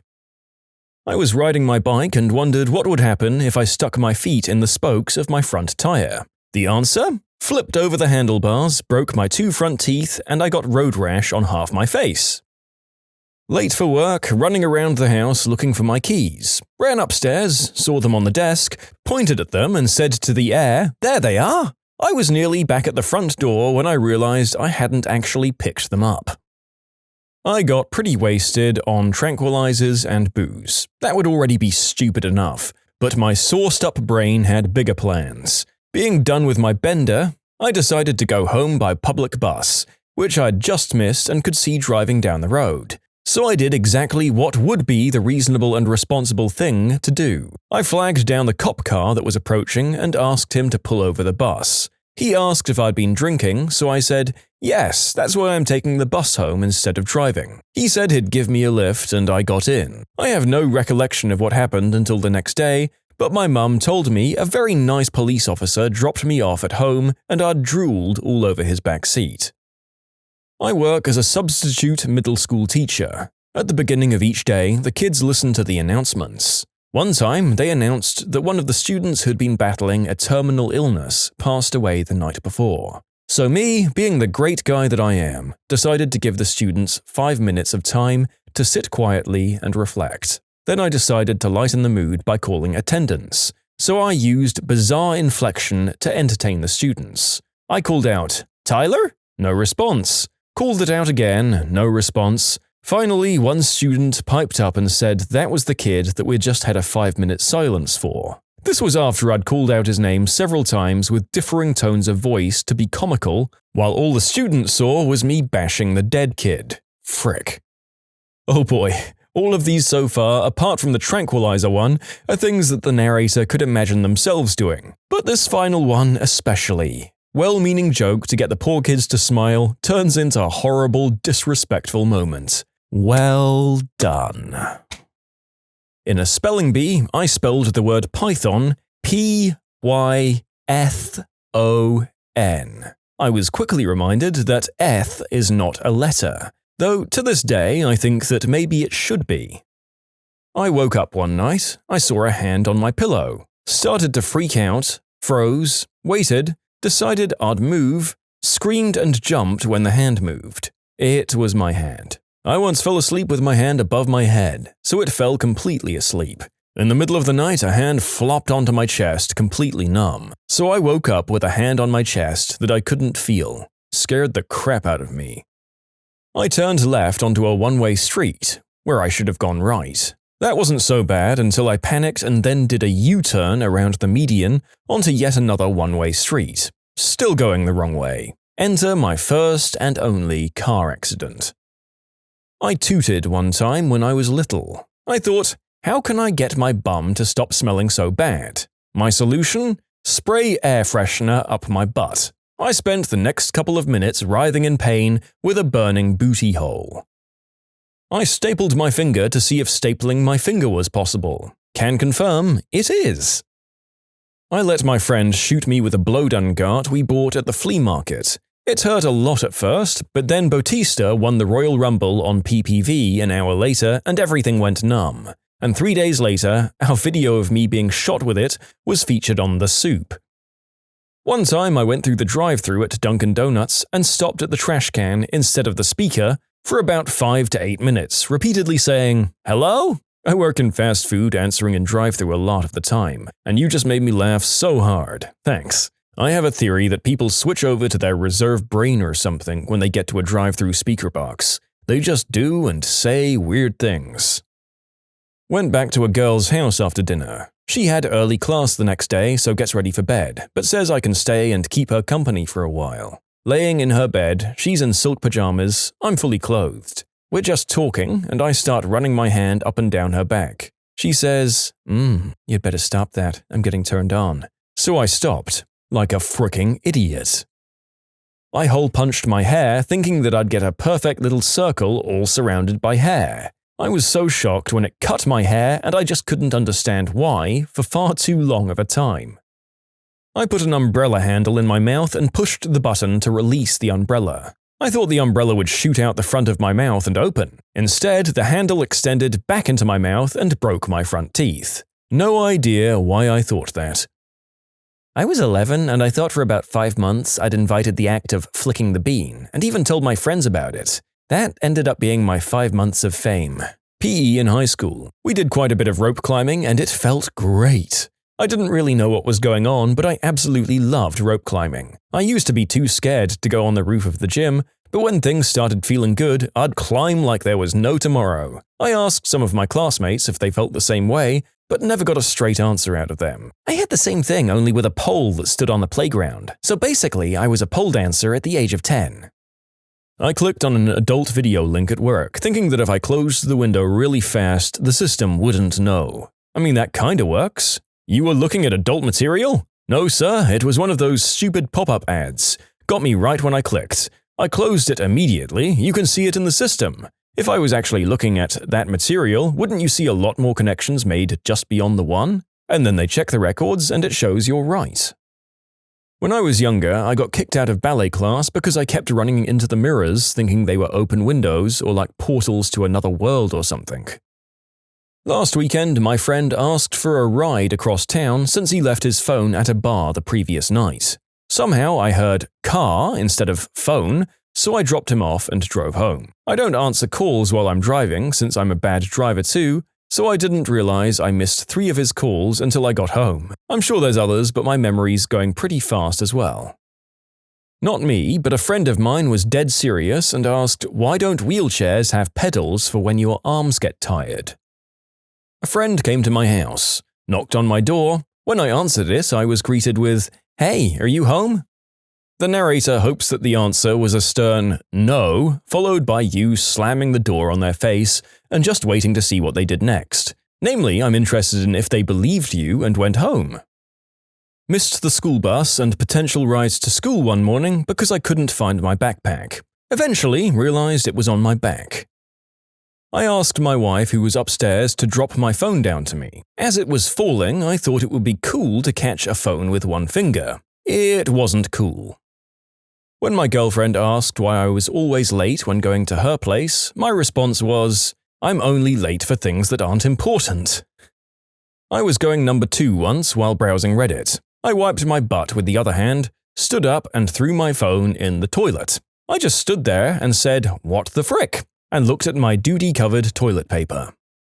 One of my exes and I met in the city. We always went on dates in the city and never close to where we lived. I'd just moved to the area. I'd heard of the place he lived in, but I didn't think it was close to where I lived and never really thought about it. Then I started staying over at his place, and when I was going home the following afternoons, I'd take the tram into the city center for 20 minutes and then the bus to get to my house, another 40 minutes. I honestly thought the village he lived in was far from my house, so I took the route I knew. Turns out he lives a 10-minute walk away. I did this like 8 times. When I was a kid, I had this genius idea. People are in wheelchairs because they can't lift their legs to walk, right?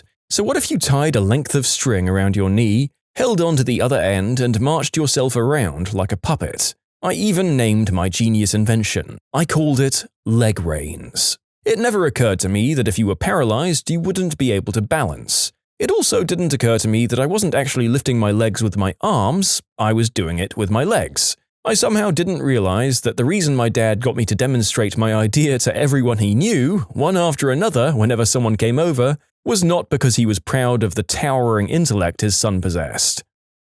I once started talking crap about a friend who I'd forgotten we'd just picked up and was sitting in the back seat of the car. This one still keeps me up at night. At a job I worked long ago, the crew boss had forgotten he had agreed to give Dave a ride home that night. We cut lawns at various places and Dave wasn't so good at it. We drove past one of those places on the way home and my boss started ranting. "Fricking Dave, he missed half that lawn. It looks like crap. That guy is dumb as a rock." Dave quietly spoke up from the back seat. "I'm trying my best." It was pretty quiet for the rest of the ride home. Similar story, but a friend of mine was talking about a girl he was trying to do the deed with that night. And yeah, she was sitting in the back seat and heard the entire thing. It was horrifying for everyone involved. I tied a couch behind a truck with tow straps. I rode on the couch down a gravel road. I smelled burning as the couch legs began to catch fire from friction. The couch leg catches in a pothole and bucks me 5 feet into the air. I have a brief moment of immediate regret. I spend next week sitting very carefully as my butt no longer had any skin on it. The barber, while cutting my hair, asks, "What do you do for a living?" And I replied, "I'm an accountant. You?" This happens in movie theaters and airports all the time. Enjoy the show. You too. Have a good flight. You too.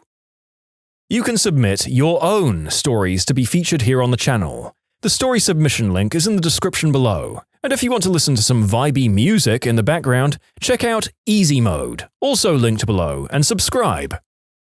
I had the squirts at the beach from eating seafood, and still decided to go on a long walk. I ended up stranded and found a log facing the beach to sit on and surreptitiously go number 2. I covered everything in the big sandbox as it were, pulled up my bikini bottoms and felt relief, only to stand up and realize that there was an entire family sitting on their beach house deck behind me. They saw everything.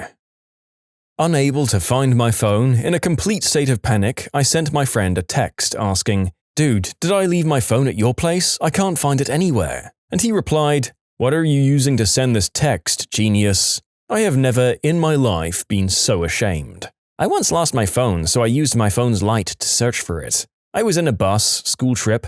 I even turned the phone back on when it locked the screen. Good times. The best part is I even asked a friend to help me while I pointed the light to his face. One time I tried to pass wind while playing online poker really late while my girlfriend was asleep. About half of the toot came out before I realized more was on its way out too. I caught that before it was too late and jumped up and started to run to the bathroom. I had headphones on and I yanked my head to the left and pulled my PC over as I kicked a 25-pound weight on the floor, broke my toe, and then crapped all over myself. If this doesn't convince people to buy wireless headsets, I don't know what will.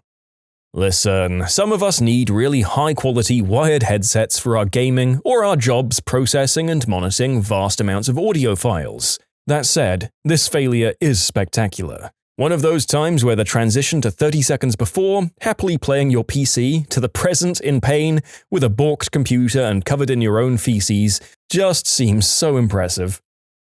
The girl of my dreams came back to my place after dinner and drinks. We had been friends for a long time, but never a hint of anything more. I was in a sleeping bag on the floor. She told me, "Hey, you can jump up and under the quilt to get warm." And my response was, "Oh, the sleeping bag is really warm." It wasn't until the next day that I realized what I'd done. Wow, thinking about this makes me really depressed. That reminds me of something like that happening to me. I was sitting on the couch with this girl I knew, watching a movie. In the middle of it, she lays down and keeps trying to get comfortable and inching her way towards me. I finally noticed and said I'd get her a pillow and set her up a nice little spot on the other side of the couch. I'm so dumb. I once walked right into a road sign. I passed away and woke up in an alley. For real. When I was younger, I went on a date. Things started to get hot and heavy, so she grabbed my hand and put it up her skirt. I didn't know what to do down there, so I just cupped her hoo-ha for an hour. I once thought it would be a good idea to take 3 hits of a hallucinogenic substance and go to my cousin's middle school dance recital.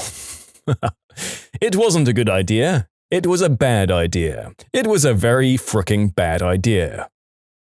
Mine was one of those moments of true stupidity. I was finishing on the John and about to go to bed. I stood up and flushed. As I did, I thought I heard something plop into the bowl. I instantly reached in and, to my delight, grabbed the first thing I felt in my hand. I came up with a turd. I have 2. The first is the time I ended up in the hospital because of pasta. One night I was doing dishes that I'd left out for about a week. You know, uni life. And there was a piece of pasta heavily crusted into the bottom of the pot. I couldn't get it off with a sponge or with the brush I was using, so I tried to pick it off with my nails. I managed to pick a little bit too hard, and boom, the pasta shard is under my thumbnail up to about the halfway point. About 10 seconds later, my finger was dripping blood and I realized that the pasta was actually getting cooked by my blood, and visions of awful infections started to run through my head. I decided to play it safe and go to the ER, and the doctor that ended up seeing me 3 hours later told me that I'd made the right choice coming in, which made me feel a little bit better. A couple of scalpels, some surgical scissors, and 30 minutes of excruciating pasta extraction later, I walked out of the hospital missing half of my thumbnail. It hurt like an absolute witch for the next week. I was told that I was the only pasta-related injury any of the doctors in the hospital at the moment had ever seen. The second time is the time I literally tried to be a helicopter and broke my wrist. I was 4 years old and on a field trip with my kindergarten class. It was lunchtime and we were all sitting on a jungle gym eating our lunches. For whatever reason, I decided it was a good idea to stop eating my lunch and walk to the top of the jungle gym so I could jump off. Don't ask me to explain it, it's been 17 years and I'm still amazed at my own inexplicable stupidity. I'm fortunate not to have won a Darwin Award so far. I'd recently learned what a hechelopter was, and was amazed that they could fly just by spinning things around. My flawless logic of the day was, if they can do it, why can't I? So seemingly without any discernible reason, little 4-year-old me put down his sandwich, marched to the top of the jungle gym, put his arms out at his sides and jumped off while spinning around in my best hechelopter impression. And that was how I got my first ambulance ride. In short, I accidentally tested ancient Chinese torture tactics on myself and also tried to be a helicopter at one point. I think so many people's stupidest moments can be summed up with, I can probably make this jump, every single time. Hey guys, look, Mario just posted his answer. After a night of drinking, we went back to my then-boyfriend's place to chill. He turned on the TV, but I had other ideas. I pulled the rolling chair away from his computer desk, placing myself between him and the TV. I turned the chair backwards, threw my leg over in what I thought was going to be a seductive manner, whipped my hair a little, and ended up putting my foot down on the edge of the wheelie part on the other side. I rolled my ankle and my momentum carried me all the way over to the floor. I hit the ground, the chair back smashed my face, and my nose started bleeding. Not my brightest moment. I asked my friend if he got his car back from the garage while we were sitting in it. I am not a smart man. I was in a wheelchair in the hospital room, with my leg propped up with the wheelchair leg holder. The doctor said my sock needed to be taken off for him to look, so someone went forward to do it for me. And I was like, no, it's cool, I got it, and leaned over to take my sock off. Turns out the brakes weren't on the wheelchair. The whole wheelchair leaned forward and I landed right on my propped out foot and sprained ankle. Let's see, where to start? I once killed a pint of vodka straight on a dare. Spent the rest of the night ralphing.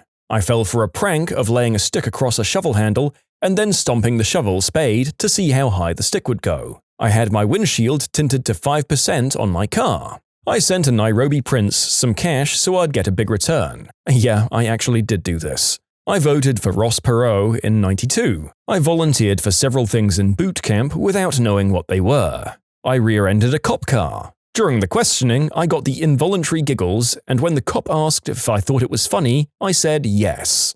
In Little League, I chased a ball under the bleachers from the back side. Imagine running fast as the bleacher seats get lower and lower. I cracked my head open. I hit on a starting linebacker's girlfriend at a frat party. I even knew it was his girlfriend. Noticed my low oil pressure light on in the car. Decided I could make it to the next exit 10 miles away. I took bowling as a hypers class in college, cheated on the final exam and got caught. Decided to jump in the water to piss. Left the boat in gear. Spent half an hour trying to pick up a quarter that someone else had superglued to a sidewalk. I'm really not as dumb as all this sounds, I'm just impulsive. Damn it, Kevin, is that you again? This sir or madam is very hard to pin down. On the one hand, they're self-aware enough to know that all of these things are dumb. On the other hand, half an hour picking up the quarter? To get a refresher on who or what Kevin was, watch our video, Teachers. What's your "that student definitely isn't going places" moment? Although maybe it's not him and it's this next guy. I fell asleep on a roof. A slanted roof. I rolled over. Ever have one of those dreams where you're falling? I woke up just before I hit the ground. I rode my bike under a truck. I made a slingshot that fired metal plates through trees. I took these plates off my father's cars and bikes. I made a stump remover, basically an IED for farm work. Got confused and got the measurements wrong. I figured this out while a 2-ton stump was about 80 feet in the air. I thought that my knife juggling skills would impress girls at a party. I'd been drinking heavily for that one. Did the deed on a trampoline. Advice: if you ever want to try that, don't. Your member can break. I also did the deed in the water at a beach. Advice: if you want to try this, don't. Sand gets everywhere, especially if you're uncircumcised. I shot myself with a .22 bullet. Not the gun, just the bullet. Well, and a hammer. I took half a pound of gunpowder to school. Tried to write my name on the football field. Turns out the guy with the distinctive name and no eyebrows can easily be identified. Another time I tried to jump a fence on a motorcycle, a barbed wire fence. Strangely, if this had gone just a little worse, the beach thing would have gone better. Parked my dad's car the wrong way, i.e. in a swimming pool. Tried to help a dog who'd been hit by a car. Had a large portion of my face torn open. That being said, I would do that one again. Lots more, but I'm a little tired. My wife thinks I'm stupid, by the way. People who've been clinically dead. Is there an afterlife? I was dead for 6 whole minutes. I was lying on the gurney and I was getting colder. However, at some point, my body actually started warming up and everything became really calm and peaceful. I was no longer in pain. The noise from ER just kind of went away. It was really enjoyable. I was thinking about my daughter and I was remembering all the things we had done. Slowly, it was just going black and nothing. There was no knowledge of anything. I explain it as it was like before I was born. Then, the worst thing in the world is being revived. I started hearing loud noises, I felt this massive pain, then there was the nastiest stench ever. The smell was like every dead animal had crawled in my nose. It was so bad that I started chucking up. I remember the doctors turning me on my side and watching me spray on a nurse. Dying was the most pleasant thing I've ever experienced, and being revived was the worst. Not really sure what happened, and it still freaks me out to this day. My daughter was 4 and developed pneumonia. Her breathing would stop in her sleep, so we took her into the emergency room. She was there for a total of 5 days. For the first 3, her health kept deteriorating, and on the 3rd day, my girlfriend got a call that her mother had collapsed and was taken to the hospital. She was without oxygen for 20 minutes and was declared brain dead.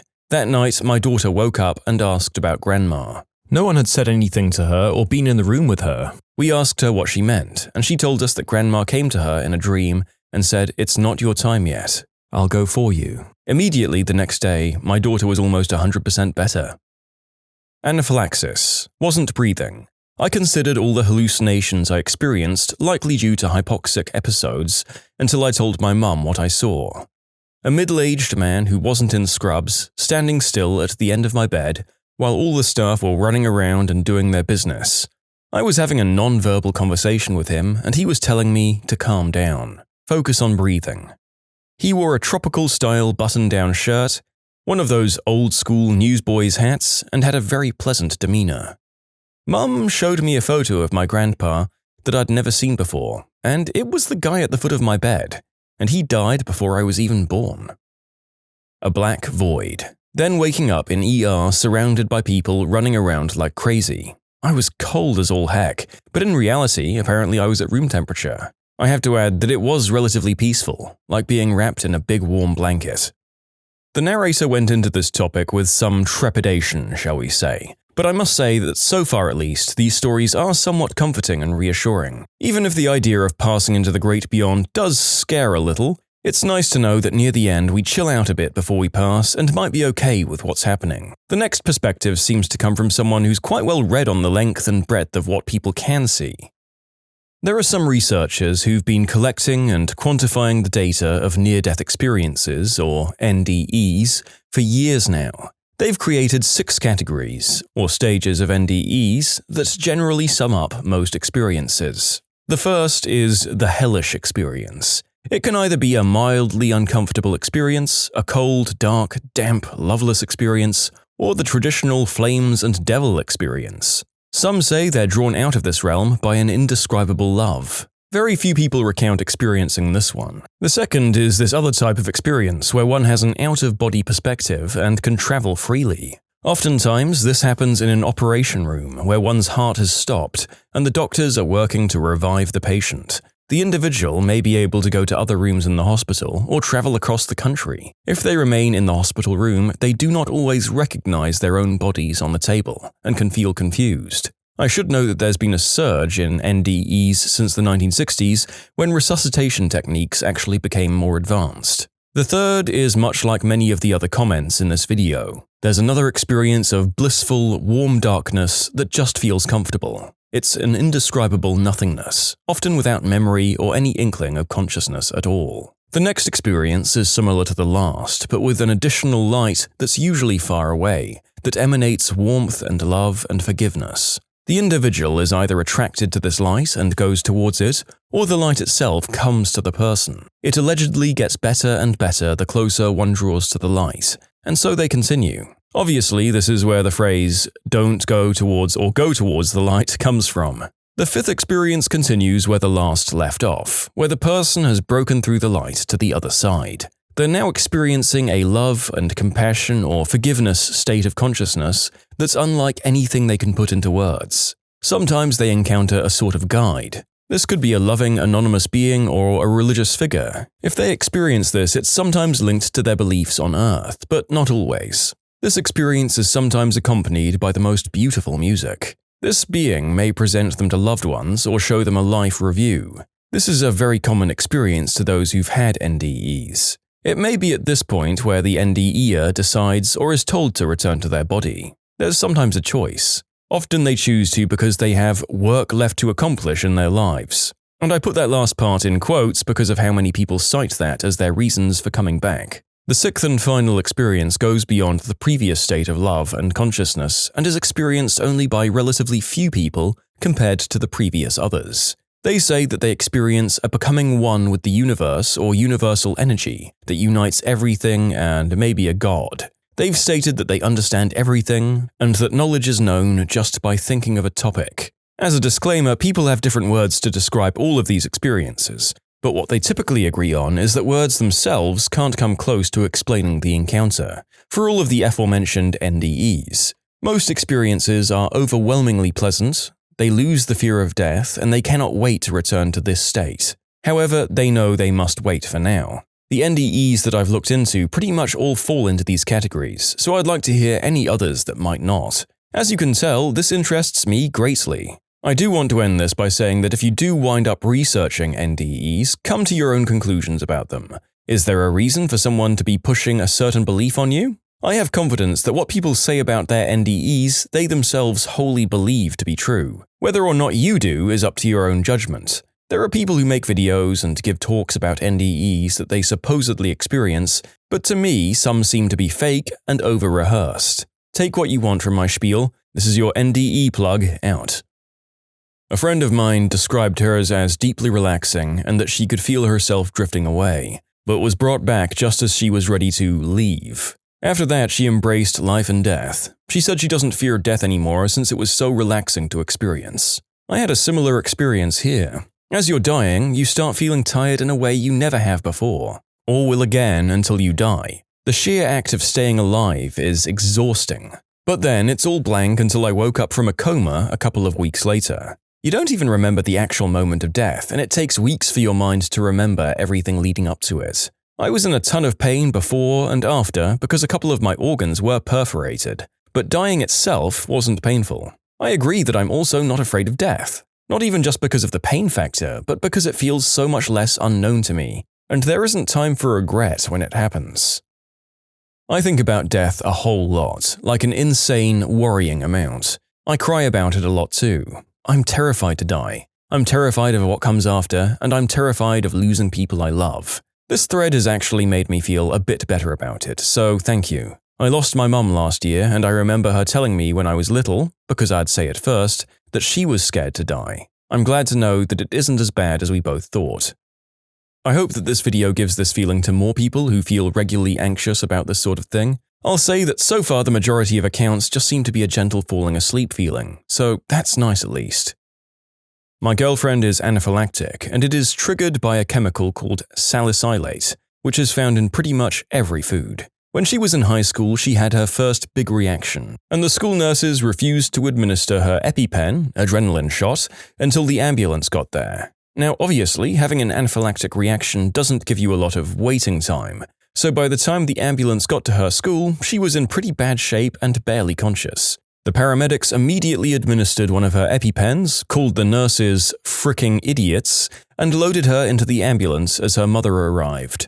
She continued to fade, so they gave her a direct injection of adrenaline this time. Still nothing. They gave her a second direct injection of adrenaline, and this time it hits her about 30 seconds later, all at once, and her heart fails. She stops breathing, no pulse, nothing, dead to the world. For about 2 minutes and 46 seconds, she was clinically dead. And the scariest thing is, she saw nothing. She tells me that when you're losing consciousness, you can't tell the difference between waves of drowsiness and when your body actually shuts down. All she saw was the darkness of her eyelids, and it felt like going into an extremely calm sleep, where she couldn't hear or feel anything, and she didn't even mind it. All despite the fact that her mother and paramedics were screaming at her to keep her eyes open, and the ambulance was flying towards the hospital. She miraculously came back to life almost 3 minutes later as they were giving her chest compressions, and the cardiologist that assessed her later stated that all the adrenaline in her body was enough to not only stop her heart, but also to restart it, with a little help from the paramedic pumping it around. But still, to this day, she can't differentiate falling asleep after a long day and dying. You can submit your own stories to be featured here on the channel. The story submission link is in the description below, And if you want to listen to some vibey music in the background, check out easymode, also linked below, and subscribe. OD'd, flatlined, didn't see a darn thing. When they hit me with the narcon, I woke up really mad, ripping IVs out of my arms, cursing out the poor, amazing staff who'd saved my life. Good times. 6 years ago now, with all that crap behind me, luckily. This is my story exactly. Waking up just angry as all heck. I want to go back to sleep. I told the medics to frick off. I'm going back to sleep, and I heard the scariest, "Do not fricking go back to sleep." Like he meant it with every fiber of his being. So terrifying. I didn't get to go back to sleep. I was on loads of morphine, so it's still really hazy, and the fact that it happened almost 6 years ago doesn't really help the memory, but I'll try to recollect as accurately as I can what happened and what I experienced. I had appendicitis, and my foster parents at the time didn't take me to the hospital until 2, almost 3 days after it had burst. I should have been dead well before they took me. Even the doctors called it a miracle. Well, I died while waiting for surgery. I had to wait for a pediatric surgeon to come in because no one else felt comfortable performing the surgery on a case this bad with a child this size. The morons took me to the adult hospital, not the pediatrics, which was 40 minutes away. I was 14, 5'3", and weighed 75 pounds soaking wet. So while I was waiting for the surgeon, I was in a room with me, the doctor, my 2 foster parents, and my grandmother, who was a residential nurse. Like I said, I was on a lot of morphine and couldn't really focus on much, and couldn't really do anything. The monitor I was hooked up to would beep really loudly from time to time, and the intervals between beeps started to decrease rapidly. Turns out I wasn't breathing. I was conscious for the most part, I just kept forgetting to breathe. Doctors had to keep nudging me so I wouldn't sleep. I just remember being really angry at this loud beeping that kept me from enjoying a nice slumber. The doctor had to step out for a second, and my grandmother assured him she could look after me for a while. Unfortunately for her, she was out of her mind with rage at my foster parents. She didn't hold anything back. My grandma is a sweet Mormon Utah without a rude bone in her body. Well, I heard quite a few FUs, pieces of crap, among other choice insults. My point is, she didn't notice I'd passed out until the monitor signaled I'd flatlined. This is the bit where I died, and it's by far the most vivid part of the experience. I remember being capable of thought, but no thoughts were in my head. I can only describe it as being conscious of my spirit, but without a body for my thoughts to be processed in. I just kind of existed without feeling, thinking, or being anything. I was floating. Honestly, at the time, it was a great feeling. I don't remember any visions of people, family, places, or anything like that. But I felt something wrap around me and comfort me. Without talking, I was assured I was okay, that there was nothing to be worried about, and at that point, my thoughts returned. I knew at that moment, without knowing how long I'd be able to keep thinking, that I had to go back. I didn't want to, but knowing that the last thing I'd see before I left mortal life was these 2 pieces of human garbage who'd bullied me, neglected me, and treated me like a stain that they didn't want to bother trying to clean up, that's what did it. I wanted to get back to my body, fix my fricking life so I could go back and live with my bio parents and feel loved again. In that moment, that's all I cared about. And then I sort of willed myself back. Doctors had tried to resuscitate me but failed. Everyone was shocked when I woke up, and seeing the tears in my grandma's eyes after thinking she had lost me, that did it. I fixed my life. I reinvented myself and threw out all of my anger, depression, rage, and everything else that put me in Brent and Karen's home. Honestly, the only anger I felt, the burning hatred kind that makes me want to do anything possible to release it, in the last 5-ish years since I moved from their home, is when I think about them and how they're still fostering youth in custody, and probably pulling the same crap with those kids. I live about an hour away from where they are now, and I have to restrain myself from driving up there, kidnapping those kids and taking them to the authorities with an explanation of why. The only reason I haven't done that is because I've tried telling the authorities what kind of people they are. I guess the words of a juvenile screw-up don't stack up against the lies from people who've practiced this crap for years. Anyway, sorry for the rant at the end. I know that wasn't entirely what the question was, but it felt good to type out. Thank you for asking this question. It's been surprisingly therapeutic talking about it. It means a lot to me even if you have no idea who I am. I'm by no means perfect, but working every day for a better life. I'm actually studying law and criminology because I want to join the police force and work with kids like me and try to help them understand that it gets better. And this is the other major recurring NDE, the outer body experience. It might sound like a movie trope, but it's quite lovely that your love for your family and desire to fix things was what brought you back as well. I hope you can help out as many people like your old self as possible with the great second chance that you were given. I know 3 people that have been clinically dead and have come back. What they described is something much different than what people are talking about here. They all said, if you paraphrase, that it feels as if you're passing out. Someone compared it to ODing or whippets, nitrous oxide. A feeling of your conscience slowly getting focused into one point in the exact middle of your head, while your limbs lose feeling in a tingling, pleasant way, and then you lose consciousness. One girl said that when she came back into conscience, she was hallucinating because she had no idea what was going on, and she started dreaming of something safe, which was her mother hugging her in a warm bed. I coded after surgery. I remember being able to see and hear everything and understand what was happening, but I couldn't physically feel anything. It was deeply unsettling. I'm going to have to speak for my dad here. He passed away a few years back. I wrote this out a while back actually, but maybe this will be a relevant place for it to be as well. Dad was fearful in his last days. He had been to the hospital many times, and every single time he came close to death. What he remembered didn't reconcile with what most people report when having a near-death experience. He, in fact, had a lot of bad experiences. One in particular was where he relived a day 3 times in a row where doctors sedated him, but he was still fully aware of what was happening to him. He could hear the conversations, feel the pain, feel the choking and suffocation. When I saw him the next day, he had tears in his eyes as he tried to communicate a question on how many days he'd been gone. When I told him one day, he was confused, and it took him a while to wrap his head around it. He thought he'd gone to hell, and this was his eternal punishment. He pondered for a long time on what he could have done to deserve that as a punishment. He didn't even want to be in the hospital. He hated them his whole life, and that experience made him hate hospitals even more. Dad's last trip, via ambulance, he actually walked out to the ambulance, and it wasn't because of the usual shortness of breath, it was because of chest pains.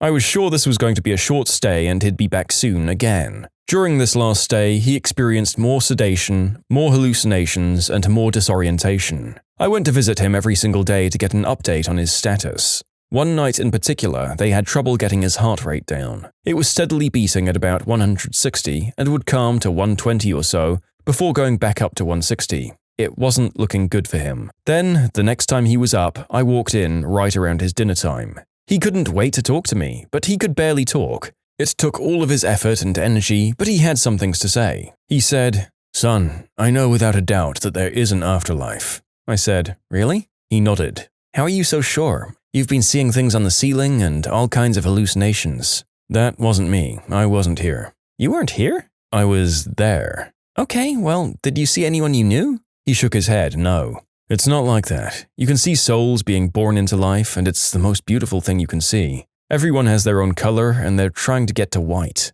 "Trying to get to white?" He nodded again. "Yeah, time doesn't exist there. Time is here because of us, and we're here because of time. I should have done more." He looked at his hands. "I could have been another Jimmy Page." He was referring to his skill as a guitarist. "I could have done more." "But you were the greatest dad, and..." He smirked a little to indicate that this wasn't what he meant. "Do more and do everything you can." "So, like carpe diem? Seize the day?" "Yeah, do everything you can. Don't worry about the consequences. Everyone finds their way. People worry too much about the consequences. Just do good and do as much as you can. Everyone eventually gets there. Tell the family." "Can I tell everyone?" "Yeah, tell everyone." "Okay, Dad. I'll tell everyone." Dad nodded in agreement. I could tell he was tired by this time. "I love you, Dad." "I love you too, son." This was the last conversation that I had with him. I miss him terribly, and I've been trying real hard to find myself again after his passing. It's been a long time, and I've been able to cope with it enough to finally write this all out. I hope it finds someone that needs to hear it. Not mine, but the head of my program was in a horrible car accident. She was dead for a few minutes on the scene while paramedics worked on her. She said it was the most amazing feeling she's ever experienced. It was blank, black nothing. But that was perfectly fine, and she felt a comfort she can't even explain. She remembers being angry at the man working on her when she finally came back to her body because she wanted to stay there. She told us she can't wait to experience it again and when it's really her turn. I'm really pleased this resonated so strongly with so many of you. I wanted to add some detail about her. She's not religious in the slightest, and she actively squashes our ghost stories and crap, like the ones we get from the mortuary students, because she only believes in tangible things. So she fully turned me into a believer in this sort of experience. I felt it's important I make a distinction that she was very adamant about when telling us this story. She's not advocating for self-deletion. She stressed that she wasn't telling us she's trying to reach this place again, but that when it was her time, she was going to be comfortable embracing it. What high school prank made you realize, oh, we went too far? So the senior class 2 years ahead of me forked the lawn in front of the school. That's a classic, right? Well, they took it a bit further. Instead of buying plastic forks in bulk, the seniors, for their whole school year, methodically pocketed the metal silverware for lunch and breakfast. Not every piece every time, but just enough that the lunch staff would think it was accidental loss. We have a small class size, so kids would bust their own trays by dumping the scraps into a big trash can, and sometimes people would forget to take their silverware off first and they'd get lost. We had regular announcements at lunch reminding us to make sure we didn't throw away the utensils. So in this massive conspiracy that only they knew about, they collected hundreds of metal utensils. The night before their last day of classes, they snuck into the school grounds and methodically stuck hundreds of forks, knives, and spoons into the grass a foot apart each. To make it worse, one of the 2 custodians had recently been fired, and the remaining custodian was an older guy who was perfectly kind and in an ideal world should have retired sooner. He had to pick them all up by himself. I heard one of the teachers came in early and helped him a little bit, and saw the custodian had tears falling down his cheeks. Spraying people with Nair hair remover. A group of kids staged a kidnapping one time. They borrowed a van and drove it in front of a busy shopping center. One guy, pretending to escape, jumped out the trunk all wrapped up in duct tape. To the horror of all the bystanders, the van stopped, 2 kids ran out and recaptured the escapee and drove off. The cops had to go to their homes when the van was identified, and they had a lot of clearing up to do. Had a mate in a neck brace for a year because he and another mate would frequently push each other into things like walls, railings, and other things as a joke. The other mate decided to one-up him by pushing him down a flight of stairs. Okay, did the person who pushed him win that particular prank war or lose it? It kind of feels like he achieved the greatest amount of effect with his shove, so maybe he'd call it a victory, but let's not have a sequel to that. A kid decided to post on Facebook that he had a piece and he was going to go out in a blaze of glory at the school the next day. Then he didn't show up. The lockdown lasted 6 hours past the final bell, until they found this kid who wasn't actually packing heat. When I was a freshman, there was a tree that was planted when the school was founded. The seniors destroyed it and everyone was really angry at them. There was legend in my school of a senior class, before I was a freshman, who had dumped whole buckets of crickets into all of the school's garbage cans. Fast forward, and a fight broke out at lunch, and a student was knocked into one of the garbage cans, and thousands of crickets spilled onto the concourse, causing a massive riot. I'm talking about mobs of kids leaving the school. The school was infested with crickets for years. At my high school, when I was a freshman, a group of seniors had broken into the school the night before, with hundreds of bottles of lubricant to grease up all of the staircases in the school. Like 15 kids went to the hospital. One kid cracked his head open and had to be rushed to the ER. A guy in my school had a crummy old car that the lock was broken on and could easily be put in neutral and pushed around. The steering's still locked, so mostly kids would push it into a parking space ahead or behind of it. One day they pushed it and it got away from them and it damaged a teacher's car. The kids owned up to it, but considering the owner was so sick of his car being messed with, he called the police. Turns out moving a car a few meters is considered vehicle theft around here, and 3 kids were charged and expelled. Someone let a greased pig loose in the school. It basically ran around and was pretty funny. The teachers did try to catch him, but basically they opened doors and figured the pig would run outside. The janitor went full caveman and killed the pig with a broken broom handle. Blood all over the floor. The janitor was fired that day. This is around a week after the Parkland shooting in Florida. Some freshmen thought it would be a cool idea to bring in a BB pistol during school hours. All the staff thought he was an actual school shooter, and there were lockdowns with everyone ready to throw some heavy books at the first person who came into their rooms. This kid got expelled, and some say that he got sent to juvie. I should have probably provided more context. The guy was planning to play a prank on a friend of his by pulling out said piece. And that's how I spent 3 hours in my chem class panicking. Also, how the staff realized. A year before I transferred to a school, I learned that some seniors greased the steps with baby oil, causing students to slip and fall, including teachers, one of whom was several months pregnant. The principal ordered that they do not get to walk for graduation. There was this whole mess with the parents fighting to get the punishment overturned. Some of the students got punished and others got to walk for graduation. The parents were like, "No one got seriously hurt and it was just a prank." But seriously? At high school, someone in my year group decided it would be funny to run and tackle a bin that was leaning on a pole. He then pretended to be unconscious, and as the group of students watched on, rumors started to go around that he had jumped off the second-story walkway and tackled the pole in midair, and then fallen to the ground. He continued to pretend to be unconscious, and as soon as the ambulance arrived to check on his injuries, he suddenly jumped off and ran into the distance and out of the school. Seniors in my school locked all of the exits with bike locks and pulled the fire alarm. They were charged. A guy in my class put a tack on a chair like in old cartoons. When a classmate sat in said chair, it was not funny.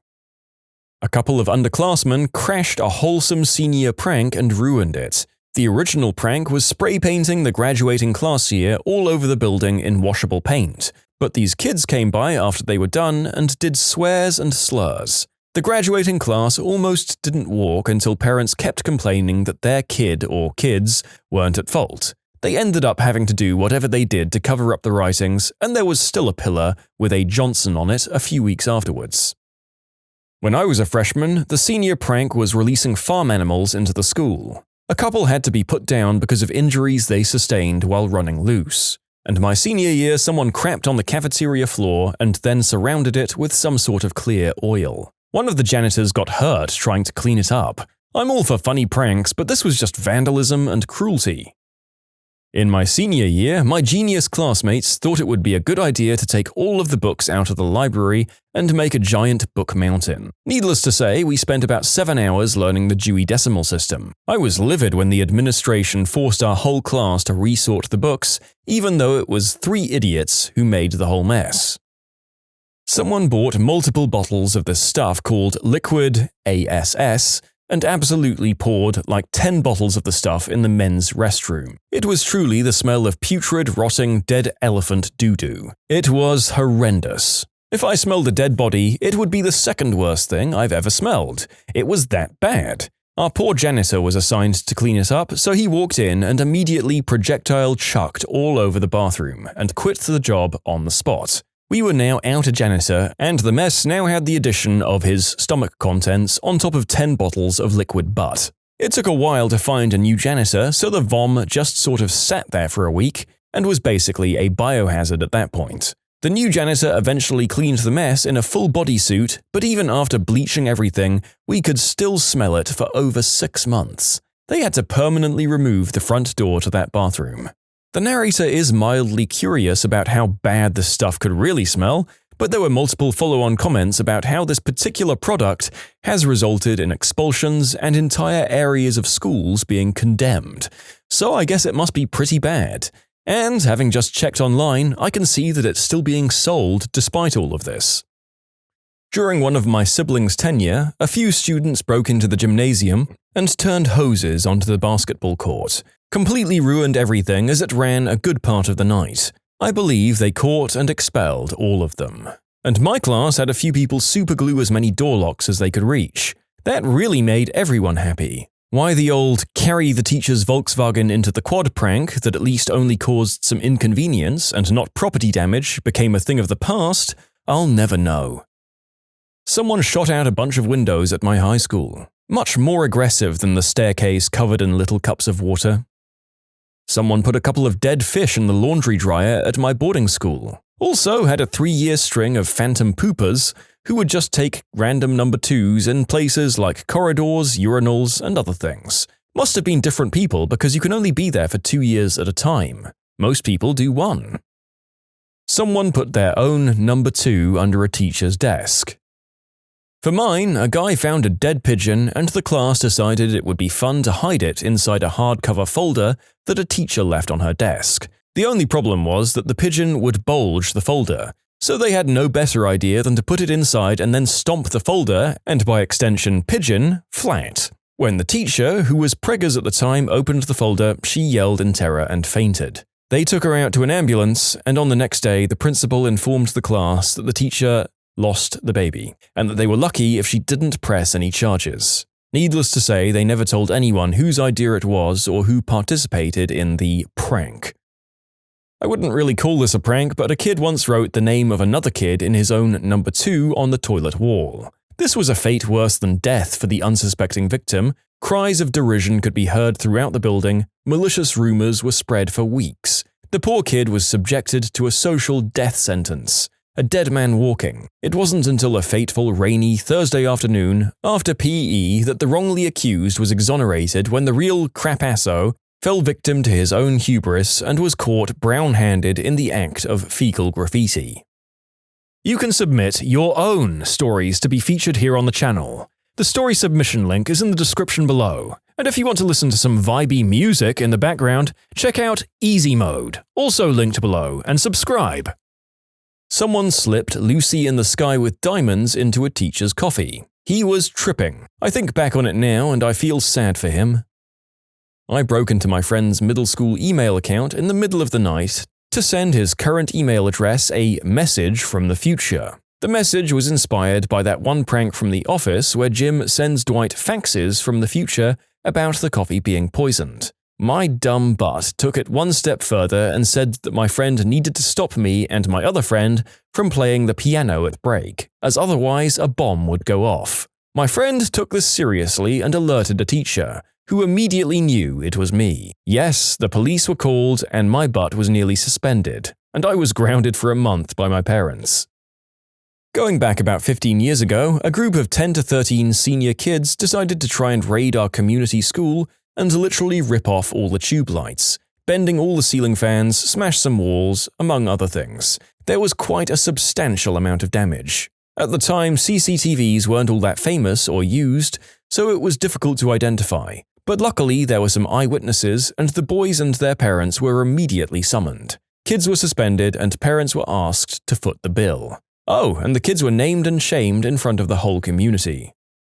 One guy from my school sprayed some pepper spray in the air during class because he thought it'd only make everyone's eyes sting a bit. Ended up with some students almost suffocating to death, the whole floor getting evacuated, and the guy getting expelled.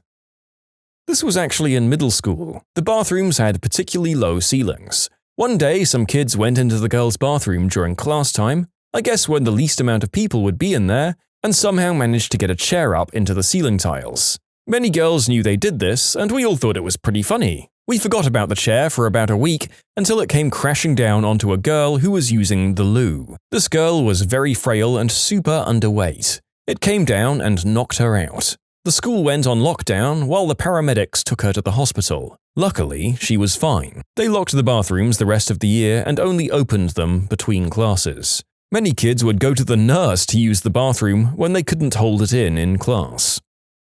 They put toilet paper in every tree. It's been 2 years and the toilet paper is still there in some trees. Some guys thought it would be funny to put a 6-pack of beer and a doobie in my trombone case during class. Fricking everyone saw them do it, but I got caught with it. A guy at my school broke into the teacher's lounge and microwaved ghost pepper popcorn. They thought it would just make everyone's eyes water a little bit. They basically maced everyone in the tiny compact hallway that the teacher's lounge was in. The school has no idea who did it, but classes in that hallway had to be relocated.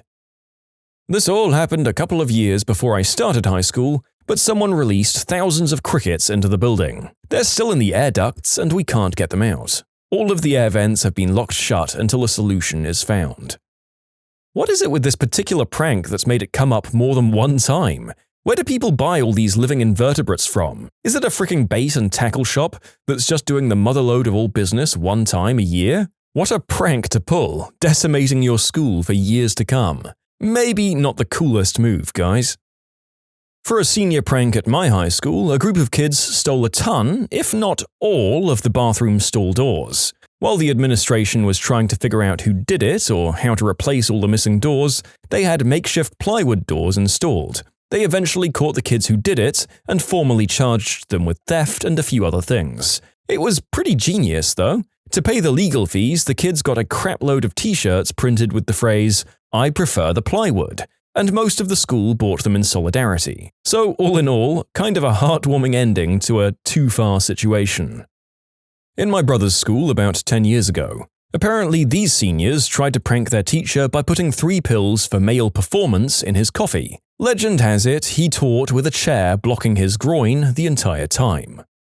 During every winter, this giant flock of seagulls would always show up at my high school and hang out around campus until springtime. The majority of students ate lunch outside in this huge central courtyard. The seagulls were so annoying and constantly hovering and pretty much begging for food. It was also common to get your food stolen by one if you weren't looking. One day, a fellow student had some string in his backpack. So he took 6 feet or so of string, tied a bite-sized piece of pizza to one end, and an empty 20-ounce soda bottle to the other. We then proceeded to throw the contraption into a group of seagulls. We never thought they'd fall for it. One seagull swallowed the pizza and started to fly across campus with the string and bottle floating behind him, hanging from his beak. The rest of the seagulls freaked out and were flying behind him as if they were chasing him. The funniest part was that a random female student looked up, saw what she believed to be a floating empty soda bottle and screamed in horror, "Oh my god, that bottle is floating!" The seagull then voided its stomach of the pizza string contraption and went about his life unharmed. We felt really bad after that and decided to not prank the seagulls anymore. As an update, a few days later, some younger kids, freshmen, tried to mimic our little prank. Except it all went wrong for them. The seagull fell for the bait, but ended up getting caught in a tree. The freshmen then started to panic, fearing they'd be in trouble if caught, and had to boost each other up to free the seagull from the tree. The seagull was fine and flew away, but after that, the pranking of seagulls came to an official end. Seniors killed a deer, stuffed it in a hockey bag, and dumped the carcass in the stairwell. Some seniors came in at night and moved all the desks and whiteboards so the classrooms were now set up outside. School was outside the next day. The school made them clean up at the end of the day, and they repeated the same prank 5 more times. My old high school had a rivalry with another one in the same district. Years ago, the football teams would play pranks on each other. They escalated to the point of the other high school killing a black cat and hanging it from a tree at our school. Our mascot was panthers. Someone placed posters of anime tentacle material around the school in various locations. A separate group of guys took everything out of a classroom and put it all on the roof. The school didn't tolerate end-of-year pranks after that. I coated my desk with hand sanitizer and set it on fire, and told my teacher my desk was doing that thing again. A girl a year or 2 above me sent this kid in my year a photo of her in a state of undress, and not just a regular one. She was putting her fist inside herself. He sent it around to everyone and someone printed it off hundreds of times and put it up all around the school.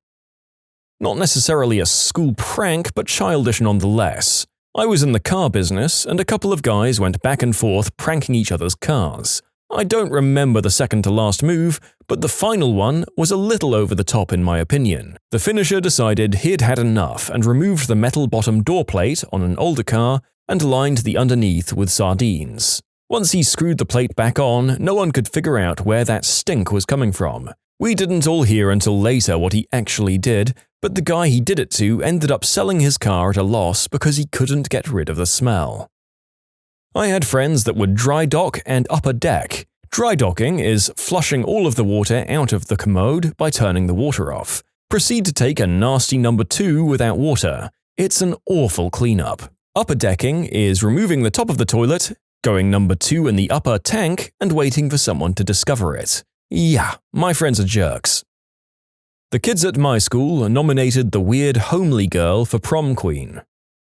When I was a freshman, the seniors hung up a blacklist everywhere in the building, which depicted all the people, mostly freshmen, they hated for no specific reason. On their last day, all of them were completely wasted. They started chasing all the people whose names and pics were on the blacklist, tied them up and brought them to the stage, while the rest of the school sat downstairs, being the audience. They embarrassed these people on the stage. They poured water over them and pushed their wet heads into flour and other stuff that got sticky with the water. Some of the victims got over it fast and laughed about it later, while some broke down crying, not ever wanting to go back to school again. Later, we all had to talk to our teachers about this and tell them how we felt about it. I wasn't on that blacklist, but I knew some of the students who were. It didn't seem like it was about fun anymore. By the time I was a senior, we weren't allowed to do anything of the sort anymore, so we just threw some water balloons at the other kids. It was a hot summer's day, so everyone actually liked it. My brother's senior class decided it'd be a fun prank to break into school in the middle of the night. They put dead fish in lockers, shaving cream all down the halls, and broke into the main office and smashed some computers. They then egged the outside for good measure. That hallway smelled like crap for a good month afterwards. None of them faced any legal consequences because one of the kids' dads is a lawyer, but I think they lost their scholarships.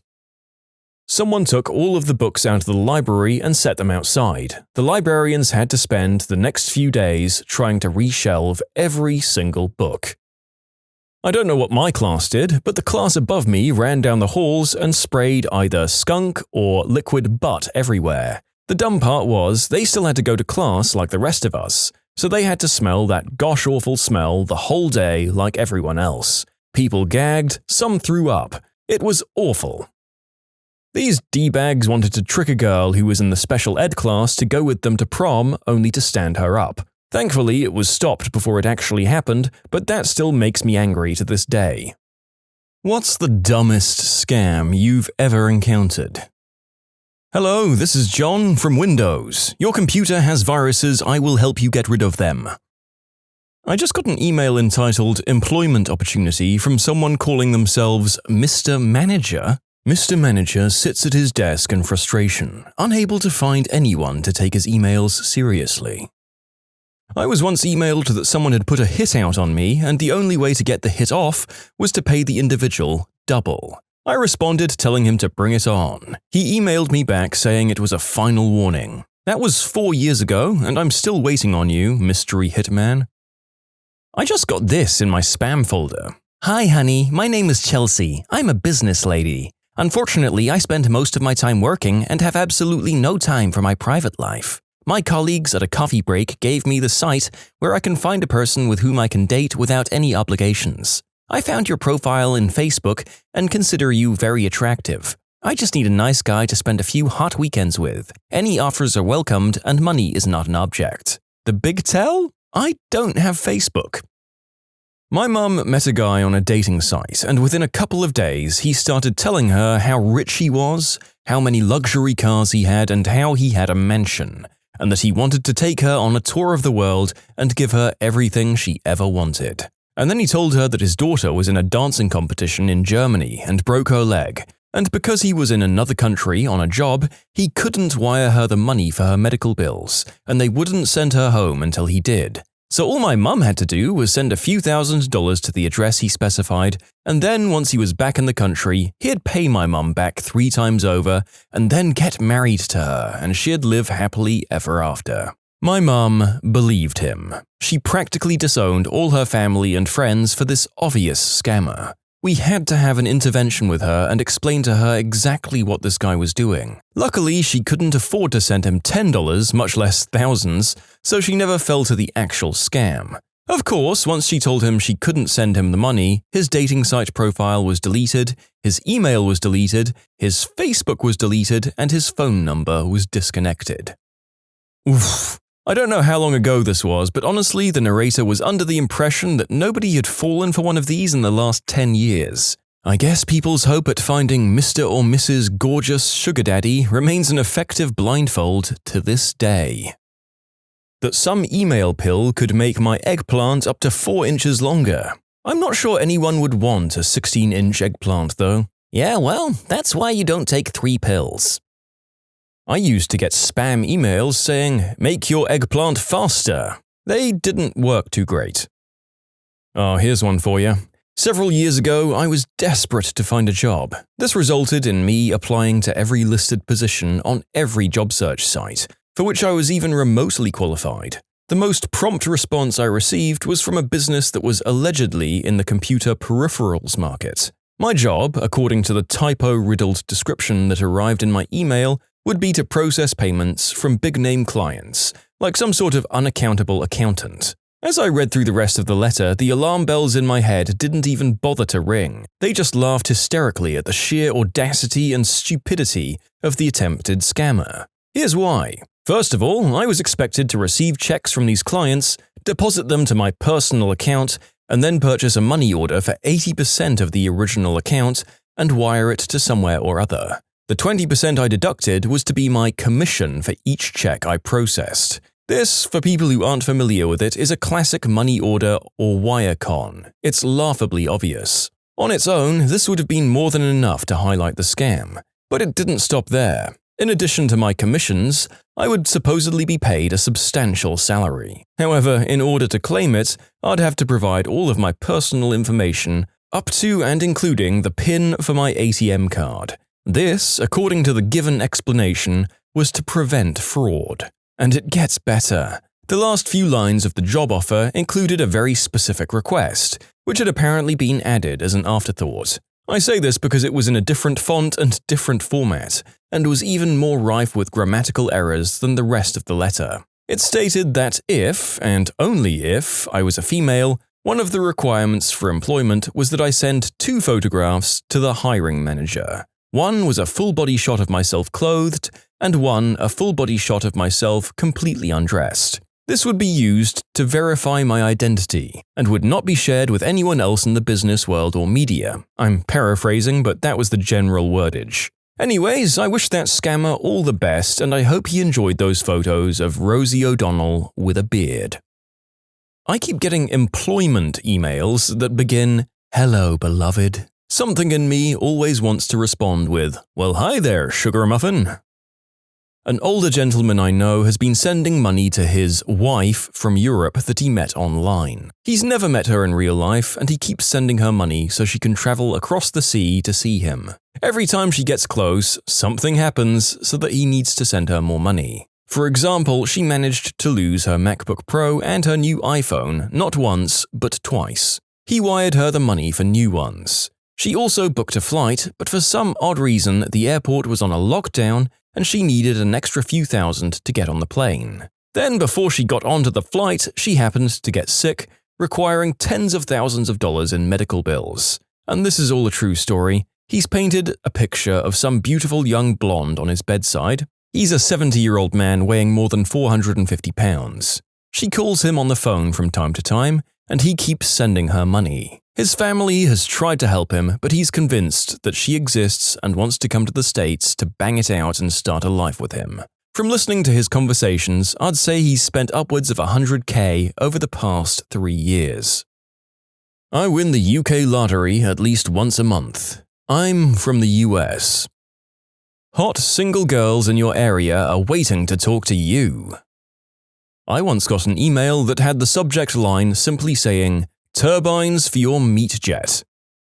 I once got an eggplant enlargement spam email that said it was from Mum. Because yeah, that's exactly whose opinion I'd want on that topic. This is off the top of my head. It's a phone call that I had about 2 months ago. I instantly knew it was a scam, so I played the game with them. They said, "Hello, this is Peter from Microsoft. I'm calling you about the virus you have on your computer." "Oh, really? I didn't know I had a virus." "Yes, you do. Now could you please turn on your computer?" "Okay. Now could you open up your antivirus software and turn it off, as we need to do a clean sweep." "Okay, I did it." "Now open up your internet and go to this website." He proceeded to spell out a website that was just jumbled up letters and numbers. "I'm on it now. Okay, do you see out the form? Fill out your details such as name, date of birthing, bank account, PIN number, and the security questions. And after I do that, then what? Click the download button and proceed to install our new and improved antiviral program.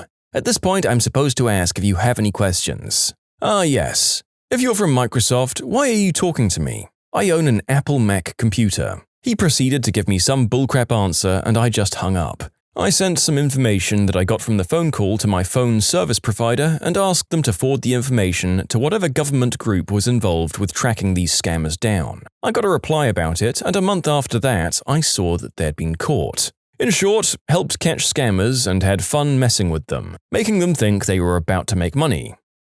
You're doing the Lord's work there, my friend. Even if you hadn't caught them, it's just so very good to waste their time as much as possible. If everyone did what you do, there'd probably be far fewer people trying to pull this crap. My favorite was when I supposedly won a Sony laptop. They tried to make it look like the email was from a supermarket, but at the end of the statement they put, "Very lucky, winky face." Seemed legit, right? See, I got several along the lines of, "Congratulations, your contest entry has won for this month," followed by a link that's usually a random string of numbers and letters. What is this contest you speak of? And how did I enter it and not remember entering anything? Spooky. I sometimes get an email from the Bank of America saying, "Find out what Banks is saying about your credit." Anytime I get a phone call that starts off with, "This is not a marketing call." I got one once from a guy claiming to be a captain and so on from the Marines. The subject heading was, "Help me." Basically, he wanted to wire me a few $1,000,000 to keep safe for him because he was in Iraq. It made absolutely no sense. I got one once from someone claiming to be a rich old lady. She insisted that I could trust her even though hooligans, cads, and ne'er-do-wells sometimes try to steal your personal information over email. The whole thing read like the sender Googled stereotypical things old ladies might say before they wrote it, which they probably did. Also, anytime the sender doesn't capitalize I, even though they apparently are a CEO of the Bank of England, it's a bit of a giveaway. Craigslist in the personal M for W section. My favorite is, "Oh hey, I'm really lonely and need to be effed. We should hang out tonight because my hoo-ha needs a good pounding. By the way, I have a crazy ex and have met some weird creeps on here. So here's a website that'll just give a background check. You only need your credit card to prove it's you, but it's completely free. And then when you do that, you can come and F my brains out. Oh yeah, my username is ILoveSuckingEggplants23. My phone number is on my profile, so just call me when you're done the process." Reply: "Frick you, you dirty working girl." "Hey, glad you replied. I thought maybe you'd think I'm a whack working girl, so I'm still waiting for you on that site. Just making sure. Can't wait for you to shove your package in me." Uncle Rico bought a time machine on the internet once. It was a piece of crap that didn't work.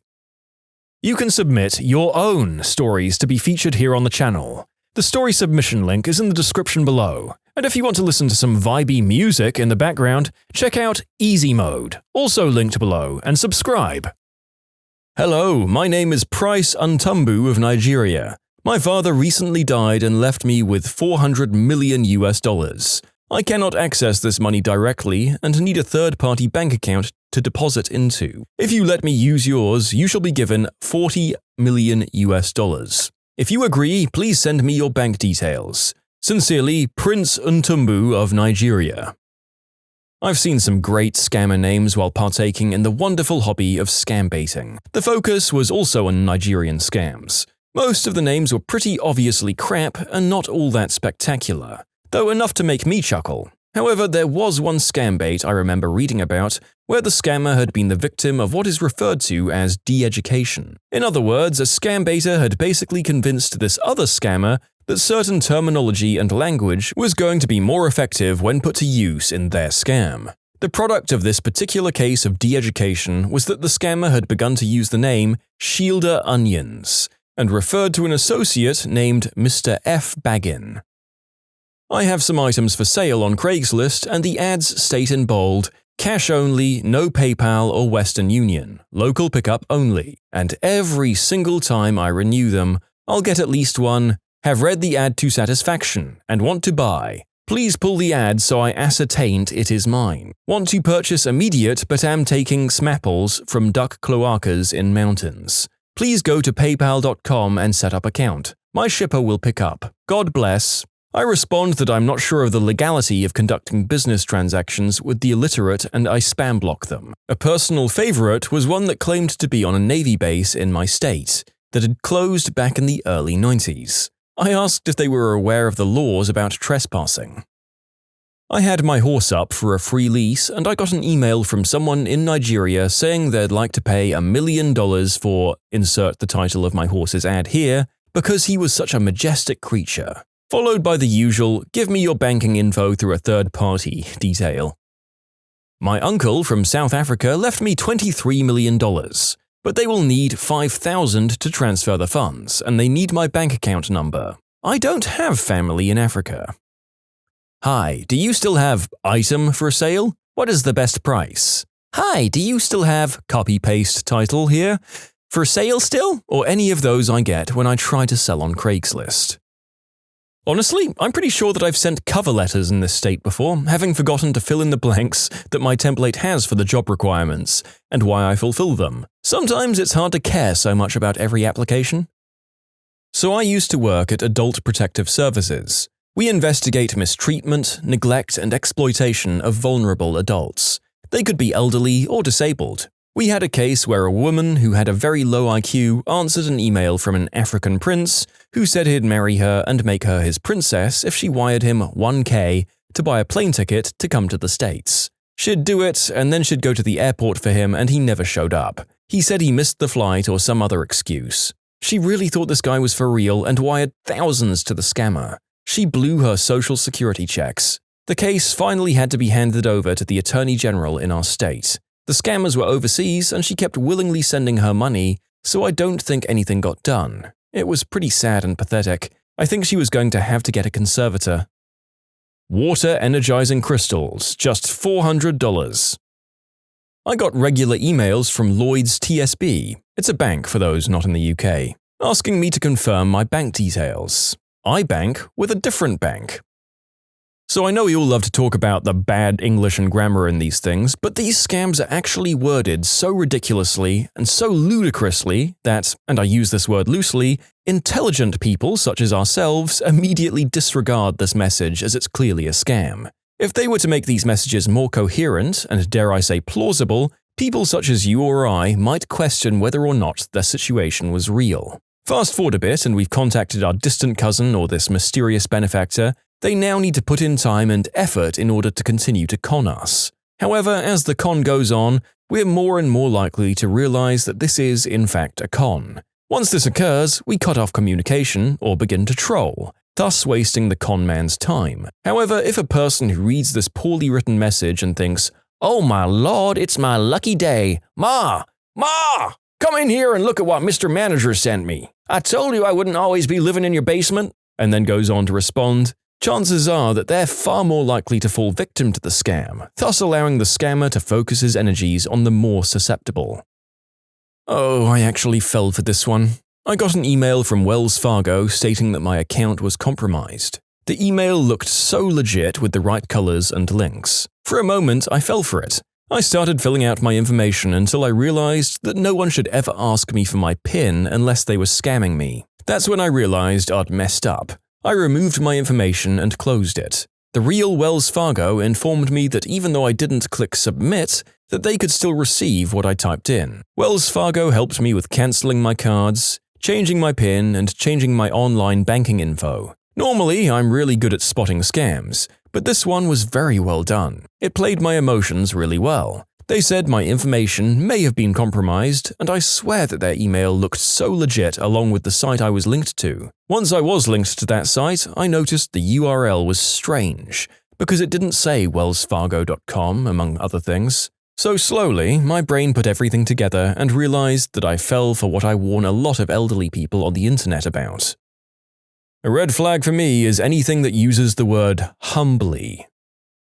I once got an email, supposedly from a dying lady with an English-sounding surname. She said that God spoke to her and told her to give some millions of dollars estate to some random that she doesn't know, i.e. me, because her children wanted to steal it all and squander it. She left me her email, which ended with @blahblah.ph, PH is for the Philippines, and the email address of her lawyer, who also had an English-sounding surname, but the address was registered with a site in Istanbul. There was also the time I got offered a job in Nigeria. Seriously, why would anyone in the US go to Nigeria for a random, unsolicited promise of work?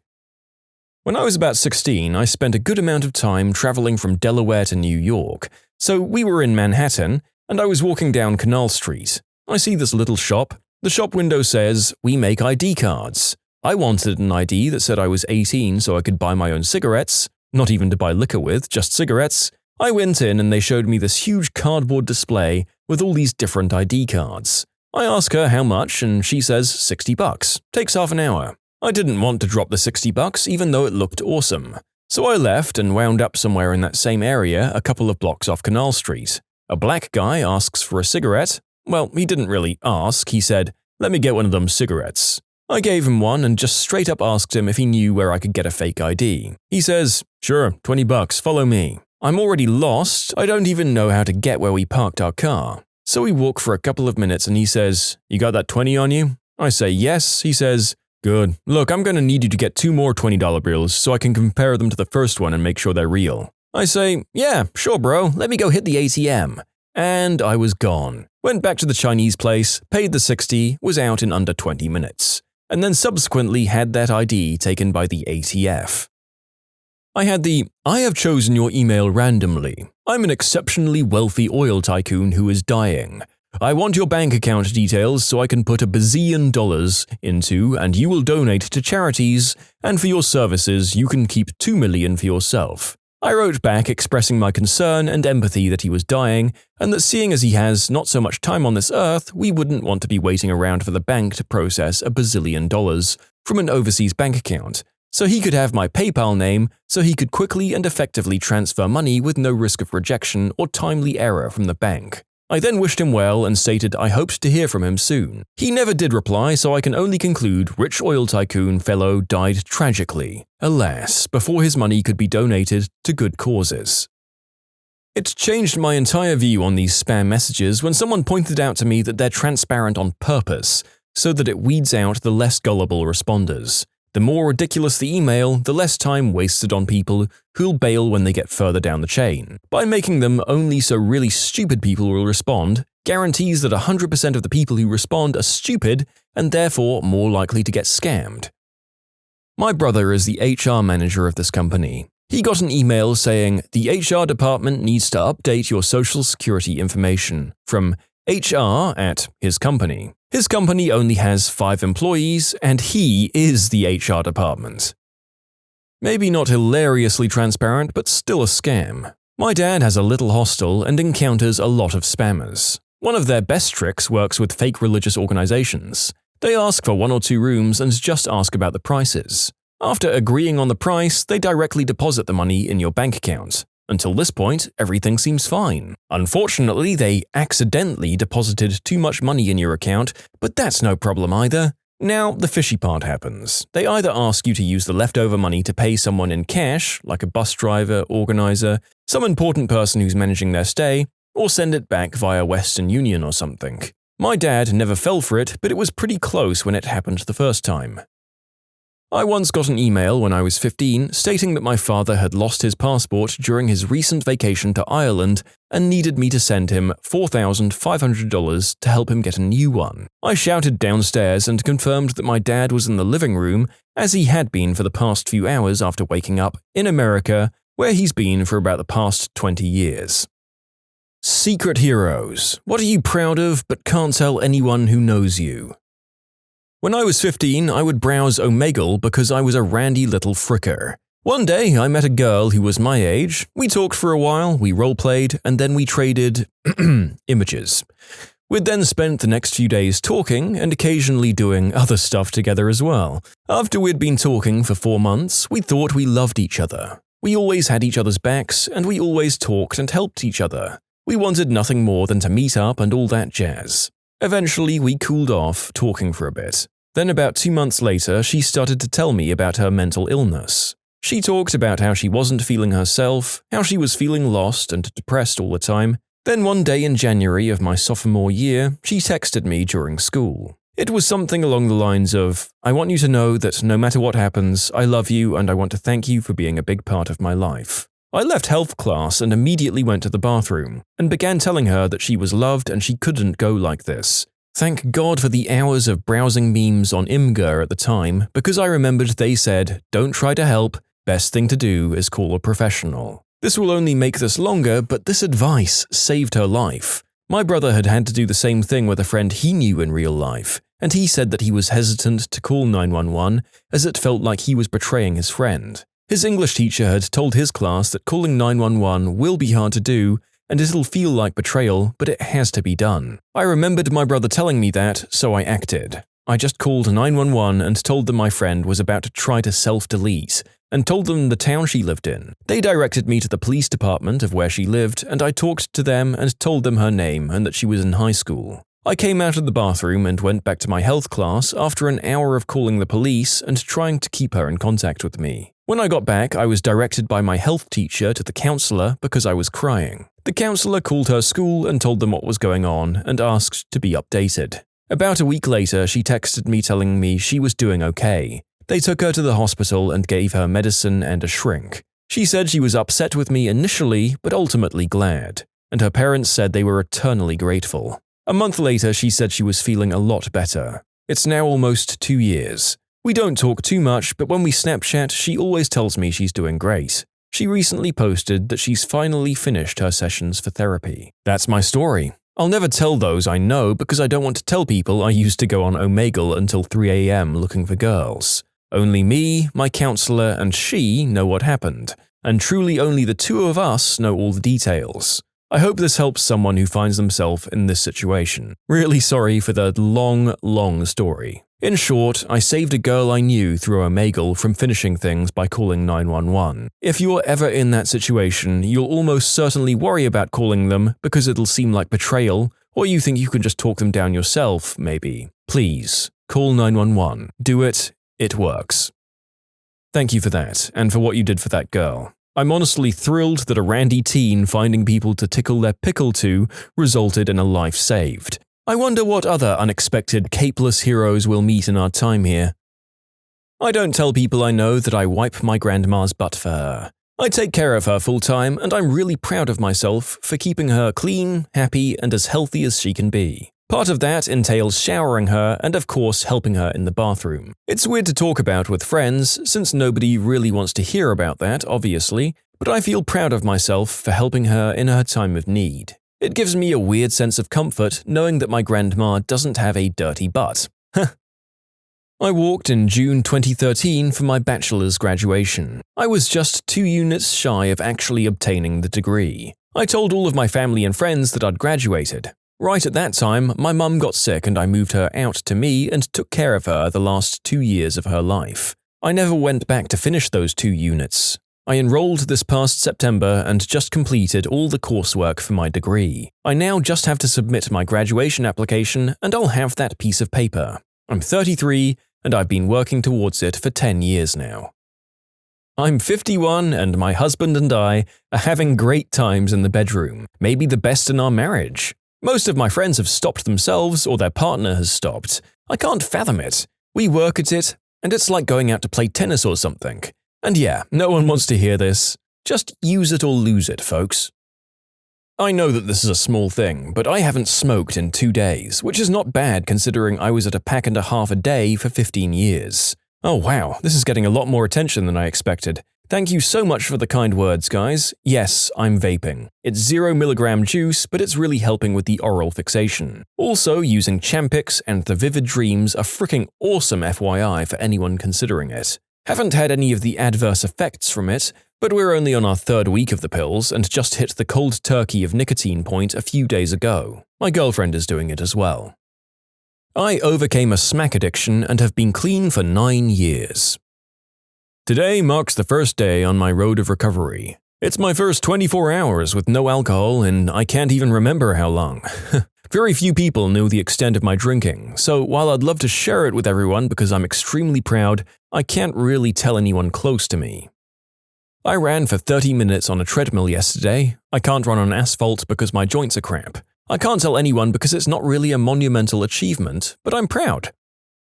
Beating anorexia and gaining weight recently. I'm so proud of myself, but I can't tell others because they didn't know I had anorexia. It was my battle and I won. P.S. Thank you for the support and your kind messages. I have to point out that the reason why others didn't really think I had any food disorder is because 1. I had to travel abroad and met new people while I'm already skinny. I was doing great until about 8 years ago, where I got cancer in my chest. The trauma and going through the surgery and all, losing my weight and hair affected my body image deeply. Over the years, people got used to the new, skinny me. I struggled hard, I needed support, but I chose to do this alone because there's a feeling of guilt and shame that goes with it, and I thought it was none of anyone's business. It was personal.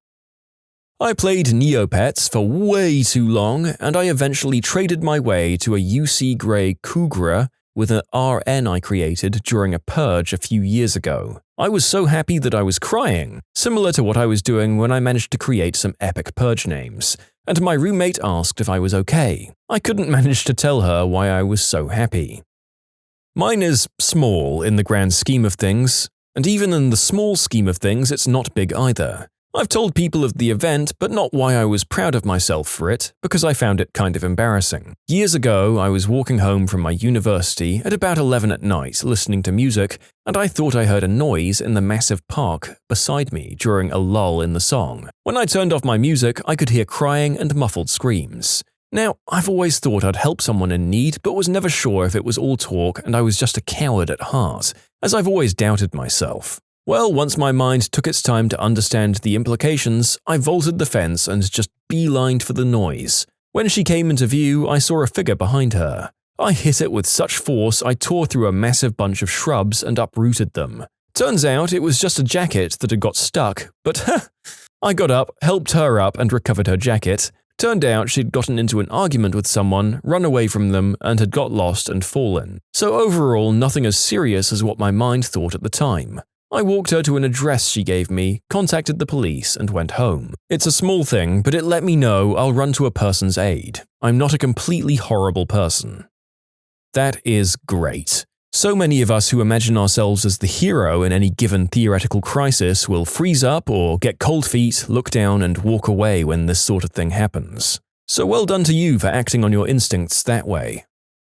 Slight exception, since a few people close to me know this story, but it's not exactly something you share at the dinner table. I guess I'm proud that I was able to help this woman find some peace about the situation, though. See, I found her following her on Tumblr, writing a self-deletion note. After a short moral dilemma, I attempted to dox her to her mother, but she didn't respond. Long story short, some other followers managed to get the police involved, but she assured everyone that she was just venting and being dramatic online, and the matter was dropped. She ended things the next day. I sent flowers to the funeral, very far away, with an anonymous note. Months later, her mother responded to my attempted dox and ended up asking me a lot of questions about this girl, with whom I'd only had small online interactions with. Why did she do this, and did people encourage her, were the questions at the forefront, and I spent 2 hours at work messaging back and forth with her, telling her all I knew. At the end, she thanked me and wrote that she would never wish this on anyone, and begged anyone considering not being alive anymore to reconsider. So I doubled down on her request now. Don't let an internet stranger explain to your family why you're gone. I posted this here not for karmic rewards, but because I've had people far closer to me self-delete as well, and I wanted to remind everyone that people will miss you in ways you can't even begin to know. You can submit your own stories to be featured here on the channel. The story submission link is in the description below, and if you want to listen to some vibey music in the background, check out easymode, also linked below, and subscribe. I'm learning to become a great advocate for my kids' medical and educational needs. It seems like it should be easy as a parent sticking up for your kids, but in reality, when someone with authority says, "I know what's best, they're fine," or "they're getting the best we have," it's hard to say, "you're wrong." My daughter suffered with terrible eczema for almost 2 years because her first pediatrician kept telling us it was normal for babies to have it. We were on Medicaid, it was our first kid, and we didn't know how to argue. Turns out she was allergic to a litany of foods. Easy fix once we knew. Now she has behavioral issues in school. If we, but especially myself, hadn't learned to be strong, she never would have gotten the wonderful IEP and specialist team she has now, which has made a world of difference. When my son wasn't talking at 18 months and everyone said, "It's fine, it's normal," I made a fuss, uncomfortable as it was, and it turned out he wasn't hearing squat because he needed tubes. Now he's 2.5 and speaking full sentences daily. I grew up watching authority figures walk all over my mum. I let it happen to me most of my life. I'm really proud to be improving on that, especially for my kids.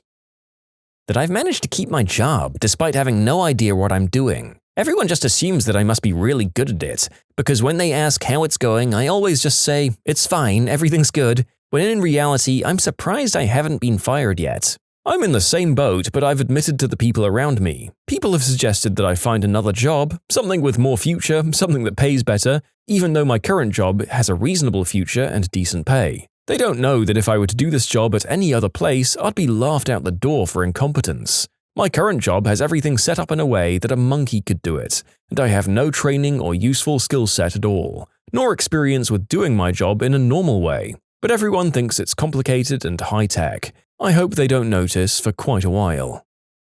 I'm a 31-year-old straight male and I can deep throat the frick out of a banana. Like a whole banana. I'd like to brag, but nah. Today I had the old double stream pee and I didn't get a single drop outside the toilet bowl. I went to an Overeaters Anonymous meeting last night, my first one actually. I was out for a drive trying to keep myself from binging when it occurred to me to see if there was a meeting that I could attend. I pulled over, looked it up, and there was one about 20 miles away. I'd be 10 minutes late, but I decided to go anyway. I got there only 5 minutes late, but stood around the corner from the meeting room for 15 minutes before I got the courage to walk in. I sat on a couch next to a gentleman old enough to be my grandfather, and I was the youngest one in there by a couple of decades. I didn't speak except to say my name when the leader asked, and I kept welling up with tears and breaking down. I think it was so overwhelming just to be there, to have taken the first step, and it was unbelievable to me to hear stories of others who have a similar relationship with food. I've applied to the police academy of my nearby big city and have already passed the written test and the oral interview. I didn't think it was likely that I'd pass either one, especially the oral interview, but I did, and I'm scheduled to take the physical test in less than 3 months, and I want so badly to be in law enforcement. My eating habits are keeping me from my dream. So I went to my first OA meeting last night and it was harder than walking into that written test or the oral interview. Much scarier, but I fricking did it. I'm so happy that I did. Well done to you on both passing your tests and for taking the first step on what's no doubt a really intimidating obstacle. It's so damn brave to confront what we like least about ourselves and listen to others vocalize the things that we are sometimes too afraid to look at. With that level of courage, you meet at least one more of the criteria for being a good cop.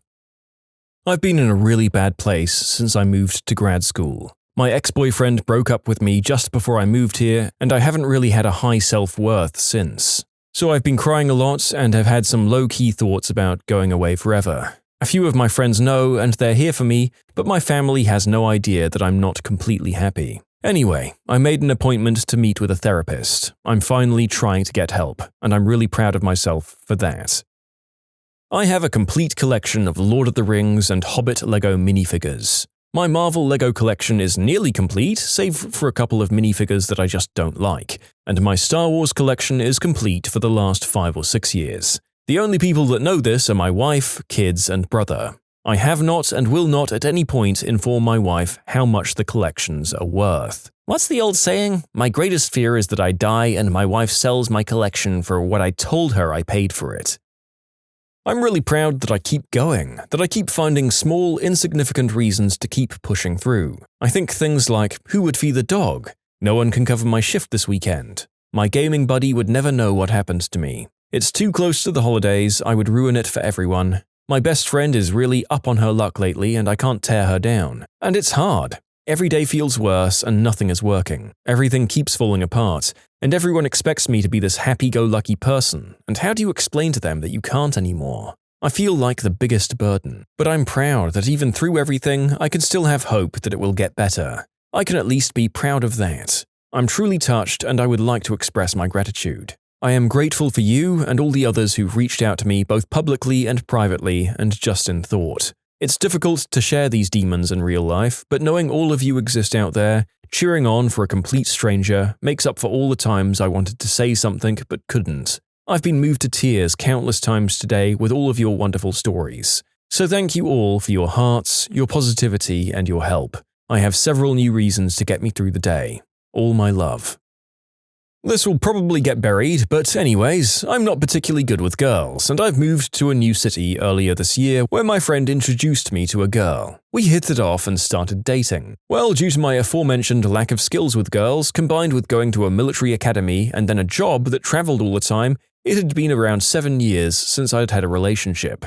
A few flings here and there, but no relationships, and to be honest, I started to feel like I was never going to meet anyone and end up alone. I was and am terrified of being that weird uncle to all my friends' kids that dies alone. Well, the relationship just didn't work. We had fundamental incompatibilities and I wasn't happy. She, on the other hand, was completely into me and probably would have married me after dating for only a few months after I'd asked. I ended the relationship.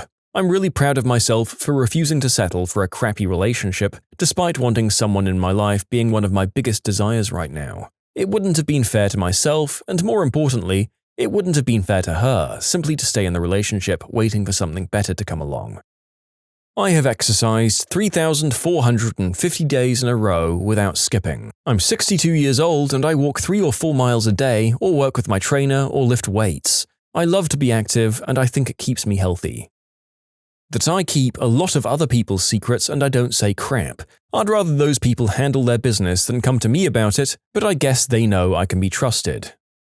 My girlfriend and I finished at the same time the other night. I don't feel like anyone I know is interested, but I'm pretty excited about it. That's amazing. I could never imagine that happening with me and my girlfriend. I eat so much faster than her. By the time I'm finished, she's usually about halfway through her meal. Well, I just spat coffee onto my own lap reading that follow-on comment, so well done to both of you. I reward you your respective invisible capes for bedroom compatibility and contributions to comedy. I have a patient who herniated a disc in his back and is a blacksmith. He has insurance, so I have to take it, but he has a copay and his wife works. But they now have debt from a failed surgery for his condition. He couldn't afford the copay, so I went to the gallery where he makes wrought iron art and bought it all so he can afford his copay and keep his house. I'm sure you're all thinking, why not do it pro bono? The insurance world in my state doesn't look kindly on charging copays or denying someone insurance benefits when they pay it. I couldn't find any other way to help this guy without it being enticement to come in for treatment, and it was more to keep the stress off a house payment during the Christmas season. So I paid more for his art than his insurance will ever pay me, in hopes that he can keep his house and continue treatment. Either way, I did a good deed, but I can't even tell my wife because I'm not sure she'll be impressed by the sheer amount of money I spent on wrought iron candle holders and lamps that are hidden away in my office. A few things. I really enjoy helping people with computer stuff online. I'm a regular on a certain subreddit's daily questions thread and proud of being able to help. Can't tell anyone in real life because I'd become their go-to tech support, and frankly, they don't treat me as well as the internet strangers that I help. I also started doing video games streaming earlier this year. I only really stream 1 game per day, anywhere from 20 minutes to an hour, typically. I started a YouTube channel to back up all of my streams, Twitch exports. Yay! And I have next to no followers or subscribers. I forget about followers. I have 4 subs on YouTube, one of which is my brother. So there's no reason to be proud there. The real reason I'm so proud of myself is for sticking to it despite my horrible stage fright. Being in front of that camera every day is terrifying. The possibility that any number of people could see me do something stupid or make a mistake is terrifying, but that's really why I do it. Not just to see if it's fun, like I told everyone. I wanted to force myself to face my fears every day, and I've done it. And I'm still doing it. See you tonight, Twitch. When you subscribe, make sure to hit the bell to turn on notifications. Put the playlist on in the background to finish listening to all the stories, or if you want some vibey music to put on in the background, check out easymode. If you like Am I the Genius, give Am I the Jerk a shot. Everything linked in the description.